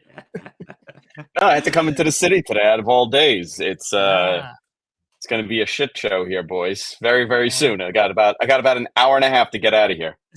Well, no, I was going to say you got two options. One, you leave really, really early. Two, you stay until after sundown because then you'll be safe. Which is then I'll be safe after. It's something you never say in New York. You'll be safe after sundown because it's Friday night. Because both religions have to go home. Well, no, the Jews will have to go home. Just one. Well, so I'm not too worried about them. They're not the ones that are worrying me today. Okay. Fair. The fighting in the streets. Well, that's let them rumble, young men. Yeah. Do we have any? Do we have a conspiracy today? I don't have a conspiracy, unfortunately. I just wanted to call and say hello and see how you were doing, see how you guys are doing. I didn't get a chance to call in today earlier, but I was listening and I said I gotta call these guys. I gotta get on. I like how he says it's a phone call. Like we just have a call-in show that call this number and you know, I still speak in old-timey terms a lot. I still speak in old-timey. Joel, can you fire up that reel? let me put it on VTR. I got a couple of carts here for the bits. Yeah. You want to cut that film? Yeah, we're cutting film right now in the back. That's right. This happened with when we were setting up the MLW interview with Salina. His court is like, what number is she calling into? I was like, well, it's not quite anything like that. I was like, here's the link that you can go to. Court's been I'll give you a great I nightmare scenario. I'll give you a great nightmare scenario. So this is like a couple of years ago. We kept getting a Snickers ad, okay, for Mat Men. And we would end up getting whoever the promotional person was promoting Snickers during WrestleMania. So it was Big Cass and Enzo one year. It was the New Day 2 years in a row. They didn't understand that we don't have a satellite hookup. Okay. And this was every time we went to interview them. We had to explain that we don't have a satellite hookup. There's no like login. They were like giving me weird numbers to log into. I guess this is pre the Zoom boom. Nobody was doing Zoom. They were nightmares. And what I would end up doing is getting their video in, and then I would just have them call on speaker and do the interview on a speaker from like 50 feet away from them. Woof. Yeah. Woof. Well, and then like I'm a PW Torch guy. I like Wade and I like the what he does, but he's still using like Blog Talk Radio and phone into the show. And I'm like, I'm Canadian. I'm not spending North American, like I'm not spending long distance money to call your show. So like I'll listen to the afterwards, and he's like, I love AM radio. I like the old school effective AM, and I'm like, Wade, just show me, please. And half the time, listen, that's what I grew up on. I grew up on radio, and it was even when I started like the podcasting thing, nobody was doing like radio consoles and like all that stuff. Like I always like radio, so I went out about it the wrong way, and then now I realize you could do this with like a $50 webcam and a USB mic, and it doesn't really even matter what kind of hardware you have. Yeah, as long as the sound works and it doesn't sound you're good. The photo, you can use a filter on Instagram. Saraya taught us all about that when she was Twitch streaming. Not a shot. That's her thing. I'm not talking out of school here. She's like, it's amazing what Instagram filters can do, so you don't have to put on makeup before you go on the show. And I'm like, wonderful. Now I know. Talking about a conspiracy. What if Hulk Hogan was right? What if he was supposed to be a Metallica? I think about that regularly. No one else? Have you seen him do slap bass solo? He did. He was in a music video for, I believe, his nephew. Did you ever see that video? I'm thinking of the Stand Back video from the Slammies, where you had Oh. like all the stars playing instruments. You had Macho Man on the trumpet. You had, I think Jake the Snake was on saxophone. But then, and they're off to the side. And then you've got Hulk with this yellow Kramer bass. Oh, and he's doing the whole thing. He's just doing the and the thing's not plugged in, but it's hilarious to watch because they're going for it. That's what I think of. Fantastic. Oh, Jeremy, what are you there, doing this weekend? What have you been up to? I'm going to Collision on Saturday. Oh, nice. So yeah, Brian Danielson's going to win the AEW TNT title, so I'm very excited to see that. Samoa Joe is going to destroy Will Hobbs. I assume Tony's listening to me. I'm going to get a Ricky Starks match. I'm going to get a Daniel Garcia match. Tony Storm, Athena, Eddie Kingston. I've asked for all matches involving all of these people, so I assume he listens to me, and I will get all of my wishes. I think WBD needs to get serious about Tony and his tweets, and they need to make a series on Max just based on the last week of tweets that he has. Each tweet is an episode. It is.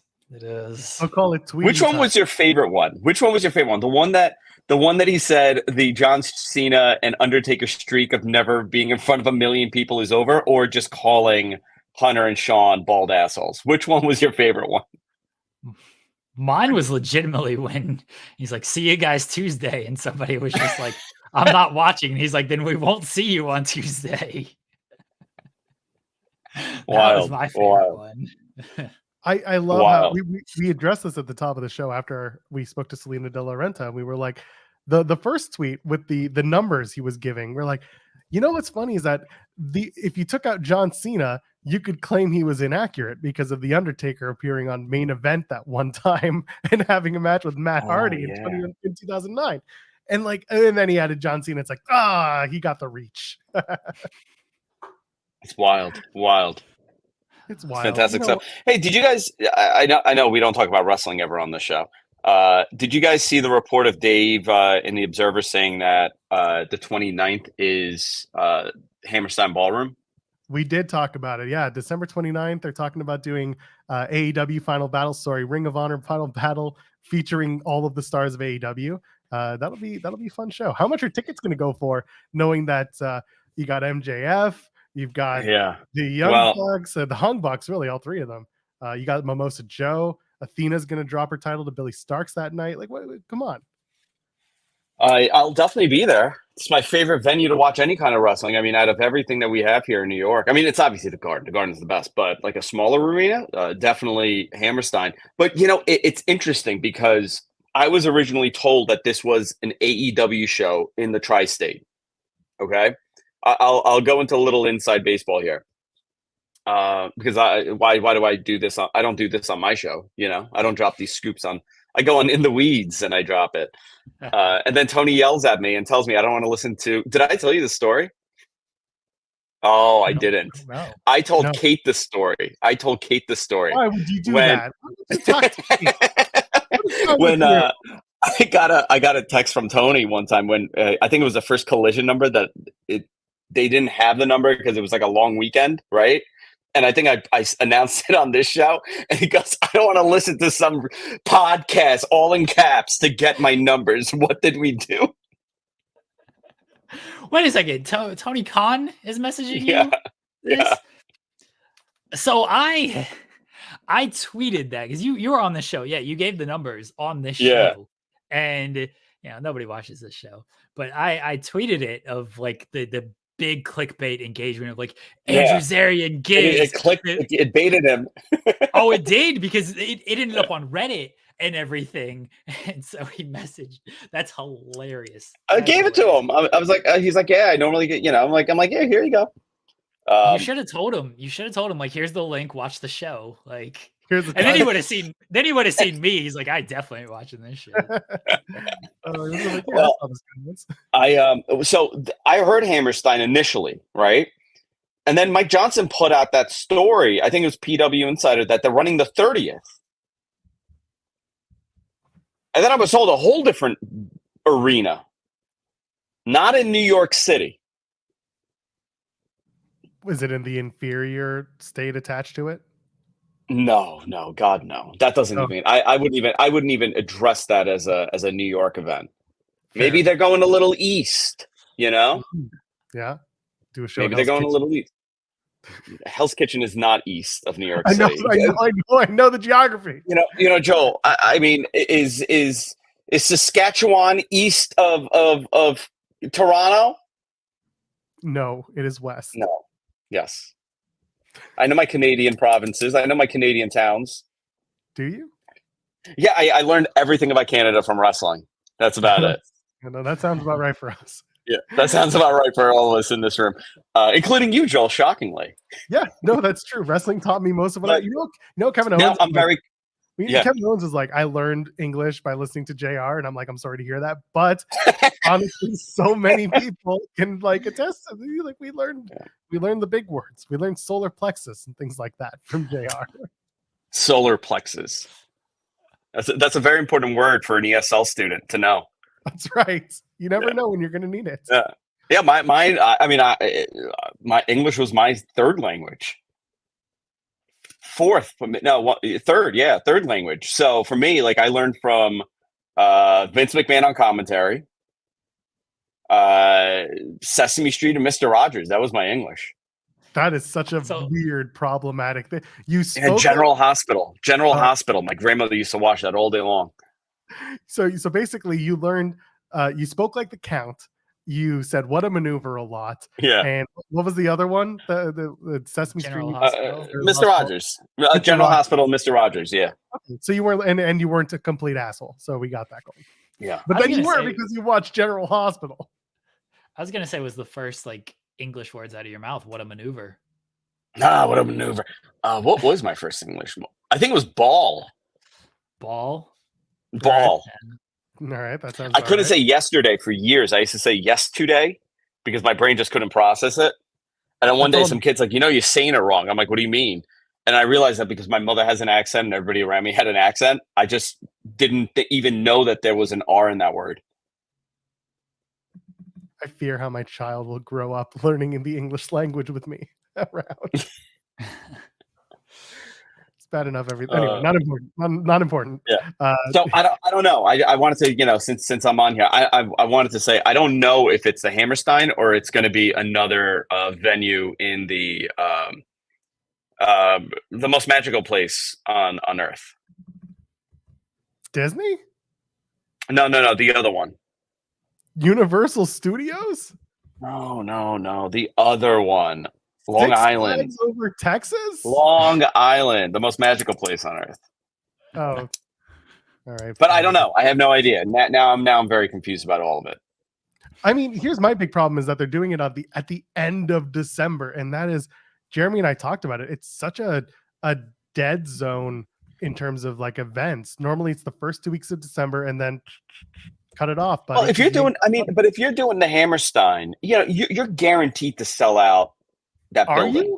Are you? Yeah. 1,800 tickets, but who knows what the prices are going to It's not 1,800. It's not 1,800. Yeah, okay, fine. So if the reporting's off, I think it's like who said 18? Dave in the newsletter said about 18. I don't know anybody. I mean, Brett Lauderdale almost got 18, but he was over capacity in that building. My general feeling is running that close between Christmas and New Year. I guess for some people it's going to be I'll buy you tickets for Christmas or for the holidays and then we'll go. WWE's running an event. Annually they do the Boxing Day show the 26th, and WWE is running on the 29th anyway. That's like every year they do it. But yeah, that's their thing. They always do MSG on the day after Christmas. Look at you with your propaganda. Boxing Day. You heard that, Jeremy? He's pushing his propaganda on us. I don't even know what Boxing Day is. What? It's the day that you throw out all your boxes. It's the day when all the boxing matches would happen in the UK. Yeah, that's what it was. Yeah, totally that. No, I'm telling you. That's what I assumed it was. It was about boxing. You guys excited for Logan Paul and Dylan Dennis? I mean, Dylan Dennis fucking sliced open Logan Paul after that. He threw a microphone at him. God, that was something else. All right, Zarian, we got 15 minutes left. We still unfortunately got to preview SmackDown. So you guys go. Give us one. Yeah, we'll leave. Here we go. Yeah.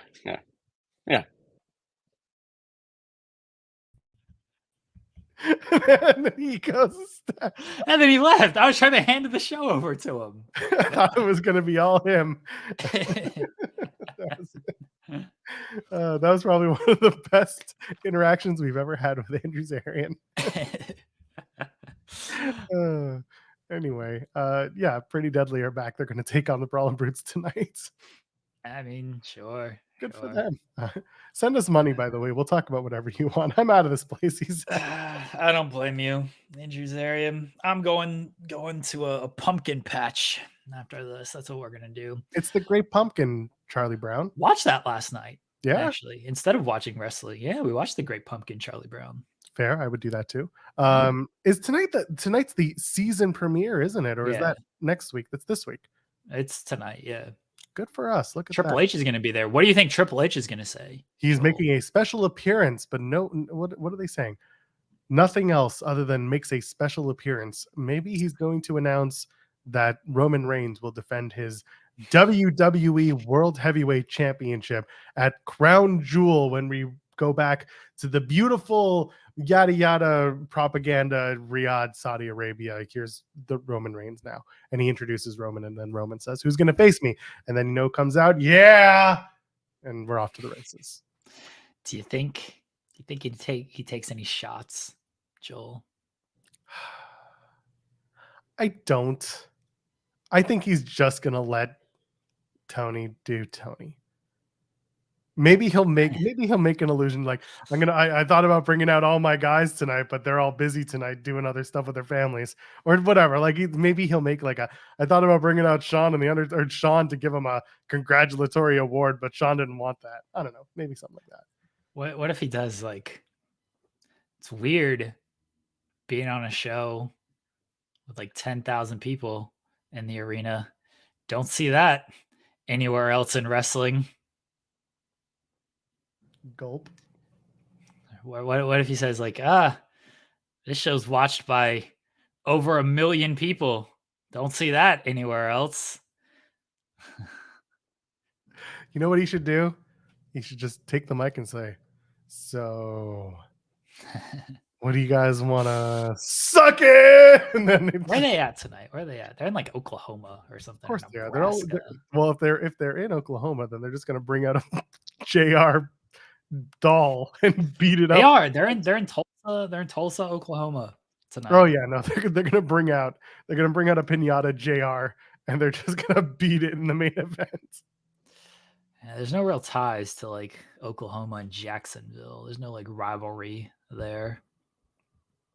No, so can't really do much with that. I think he's gonna say something snarky. I do. Maybe. I was gonna say something, but I'm not gonna say it now. Say it. He's gonna get down on his knees and be like, "Steph, please call me. Steph, please call me back. Steph." That's not nice. See, that's why I said I wasn't gonna do it, and then you peer pressured me. No, I'm only playing around. That's not nice, Joel. I'm never nice. San Antonio is where they're at next week, so Shawn Michaels has to come back and do a whole victory lap, a literal. Oh, that's what Triple H comes out and does, a literal victory lap. All right, that would actually be hilarious if he did that. Just no context, just comes out immediately, does it, and then doesn't mention anything else. Just does the victory lap, and then that's it. Oh God, if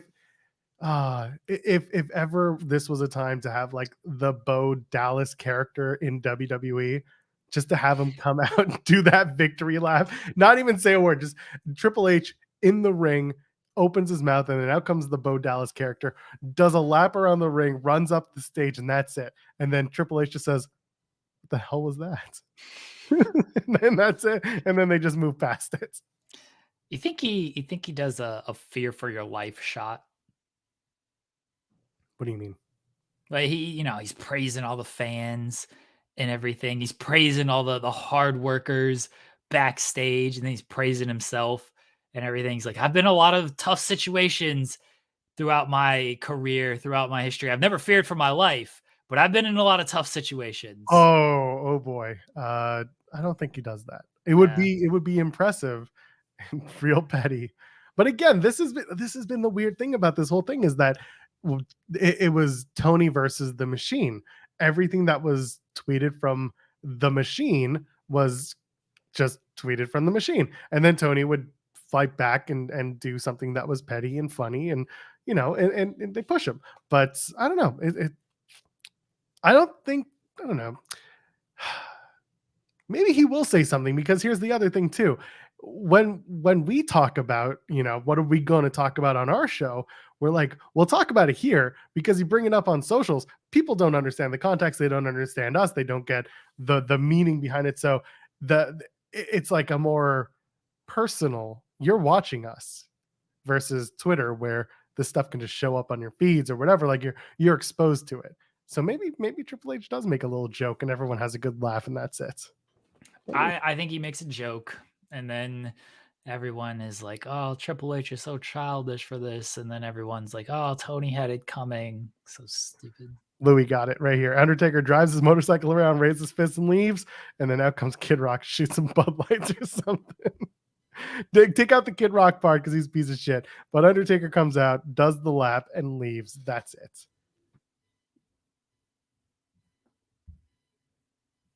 Is that okay? I didn't know if I froze. Sorry. No, you're good. You're here. All right. Okay. Yeah, the more Kid Rock can play, that'd be great. Honestly. No, stop. Now they got to bring back Roland. Yeah, they do actually. That's they got to bring back Roland. Yeah. When Limp Bizkit came back, that was the best. John Cena is going to be on the show. Do. Do you think people are going to be singing this song tonight, or are they going to be singing John Cena Sucks? Do you think he takes a shot? He got criticized. Under 1 million views. You know what? He'll be like, you know what? And the over 1 million watching at home. He's going to say it. Yes, he will. Do you want to do this for you guys? And da. And yeah, that would be it. What if he says 2 million people watching? You can't see the viewership on the other channel. No, he's just gonna make illusions. He's just gonna be like for the sold out X amount here in the building and 1 million plus watching at home, and he's just gonna say that. Maybe that's what Triple H is gonna do. He's gonna do for the thousands in attendance and the over. Oh, if he goes over 2 million. Yeah, he's gonna be over 2 million watching at home.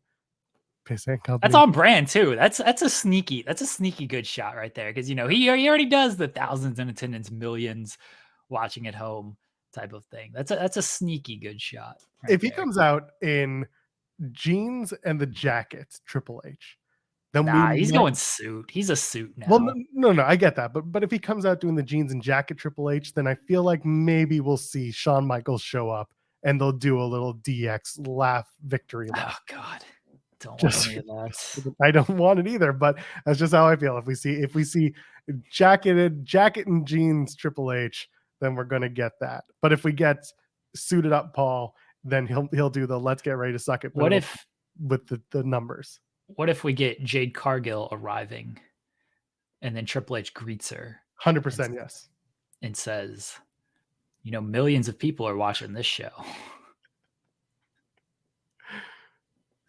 Did you bring Shaq? They're going to take a shot, man. They are. And then everybody's going to react how they're going to react. And it's going to be even more exhausting and whatever. But be fine. It's been a week. Speaking of a week, the tag titles, they're doing an open challenge. Cody was like, hey, I'm going to be on SmackDown. You want to do a little open challenge? Yeet. And who's going to take on Cody? What teams do they have on this show? Well, 2 of them are facing off. I think it'll be LWO. I think it'll be LWO, and it'll start off the Carlito Santos Escobar storyline. No, I think it might be Street Profits, honestly, and they fail. And then Bobby Lashley is very angry. Then what's he gonna do? Beat them again? Solo and Roman. Roman ain't doing. What if it's Michael Cole? Michael Cole by himself just beats both their asses. Hey, you giant pussy ass pussy. Cody Rhodes, you didn't answer my question on Monday, so what happened again? I'm pushing this Michael Cole agenda. It's gonna be Stone Cold Michael Cole before the end of this whole situation here. Solo and Jimmy. See, maybe like I think if Triple H, Cody's on this show, he's got to address the Roman stuff. Last week they got away with it because they showed up at the end of the show, right? Like they showed up, they saved LA Knight and John Cena. They all stood tall. Fine. Roman's on the show tonight. Roman's back. Roman returns. They're doing an open challenge, which I assume will mean mic time for Cody and Jay. They got to address some stuff. There's been a lot of talking on this show. That's why all the advertisements are appearances. There's one match announced. I guess the open challenge is technically a match announcement, but yeah, there's been a lot of talking on this show. Roman's going to do a 30-minute segment on its own. He's got a lot to talk about. That man ain't been seen since like August. He's got a lot of shit to catch up on. Thank God Heyman has been keeping him in the loop. Otherwise, Roman would just be there for 30 minutes, just being told what's going on. This is where the WWE video packages come in handy. Roman can come out and then Heyman can just be like, my tribal chief, wait a second, here. And then they play the 5-minute video package. Mm. And then Roman's like, oh, so that's what I missed. And then he can start talking. You know what? Just play the video package while Roman's walking to the ring. Save us the 20 minutes. Now Roman's got to pay attention to the video package, though. He can't do both. He's got to be laser focused on the ring and making sure everybody acknowledges him. He can't do like Paul Heyman carries 2 phones with him at all times. All he has to do is just put it in front of Roman. That's the problem. That's the problem with Paul Heyman. Is Paul Heyman is so much in this generation. He needs 2 phones. Let me take a picture of everything. Let me record everything. You know, I got to see what's happening on this social media platform. What's going on this social media platform? I got to watch this show. I got to watch this match. I got to watch this sporting event. Paul Heyman doesn't live in the moment like Roman Reigns. That's the problem with Paul Heyman, Joel. We need more people who are present and in the moment and are not on their phones 24/7 recording the concert. Take in the experience. You have to tweet about everything. Let me take a picture of this food that I'm about to eat. Look how good this food is. Just eat the fucking food, okay? Roman is a man who sits down at the table, cuts his steak, probably doesn't use ketchup, because he's a man. Yeah, but he's also Vince's guy, so maybe he does use ketchup. Cuts his steak and just enjoys it. He savors it. He swirls his wine when he drinks. He smells it, all that shit, and he just enjoys it. Paul Heyman, like all these other Gen whatever, Paul Heyman is like, let me take a picture of my steak. Let me cut it. Oh, look, I asked for a medium. It's cooked medium well. Don't like this. Gotta send it back. Just you enjoy the shit. Get off your damn phone. Everybody's doing this, Joel. Heyman is representing of all of these people. Just enjoy what you're doing.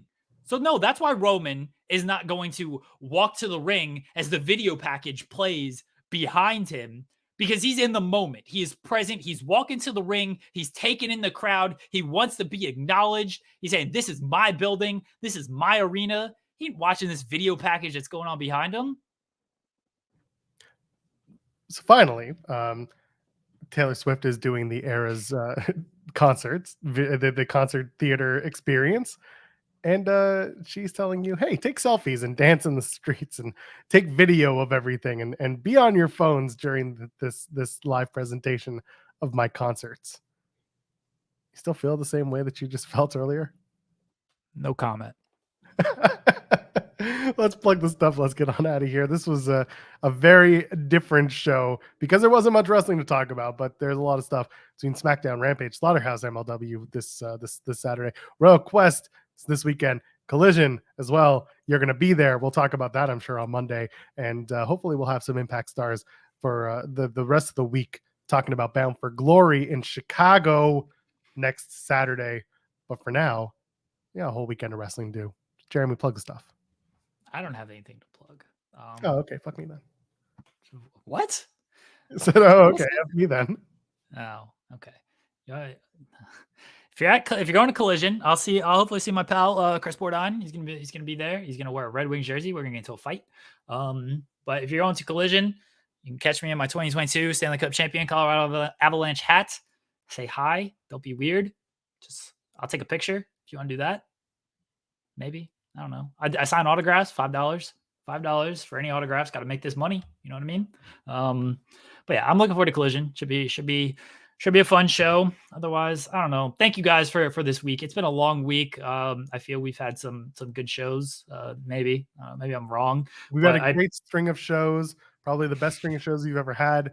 We had 35 million views across the last week of shows, last 5 weeks of shows. We really want to put that over, let everyone know that we've been number one in the demo for the last few weeks, and it means a lot for In the Weeds fans. I'm not doing Jeremy's bit, so that's all I got. You did well. You did well. If I was in a better mood, I would have hit that. Would have hit that harder. That's never mind. Chris is asking you to take Venmo or Cash App. Venmo's fine. It's $5, but just cash in hand, baby, cash in hand. But yeah, appreciate all y'all. What's that? No service fees that way. Yeah, appreciate all y'all. Thanks to MLW for having Alex Kane on the show this week, having Salina de la Renta on the show this week. Appreciate Riccacino joining us on Monday. So thank you guys. We'll be back next week. We'll talk about Collision, all this other fun stuff. I don't know. Well, we're just here. We're just living, man. Live in the moment, everybody. Get off your damn phone. 1.5 million wrestling fans tuned in on Tuesday to watch professional wrestling.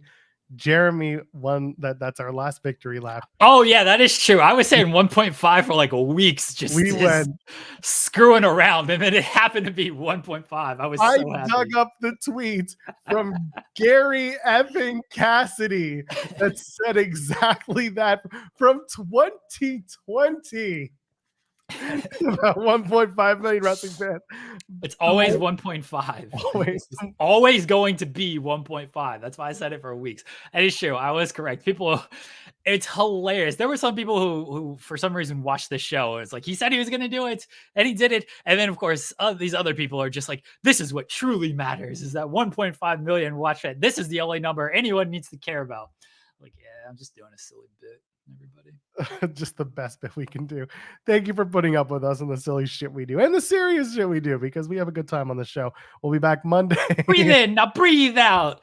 Hands up, now hands down. Back up, back up. Tell me what you're gonna do now. Keep rolling, rolling, rolling, rolling. Keep rolling, rolling, rolling, rolling. Rolling, rolling, rolling, rolling. Rolling, rolling, rolling, rolling. It's funny because it looks like my friend in the white t-shirt is actually singing the song. Oh, God. Monday, 10 a.m. We'll be back, ladies and gentlemen, friends beyond the binary. Subscribe to the channel and leave a thumbs up on the way out. We'll see you then. Enjoy your week.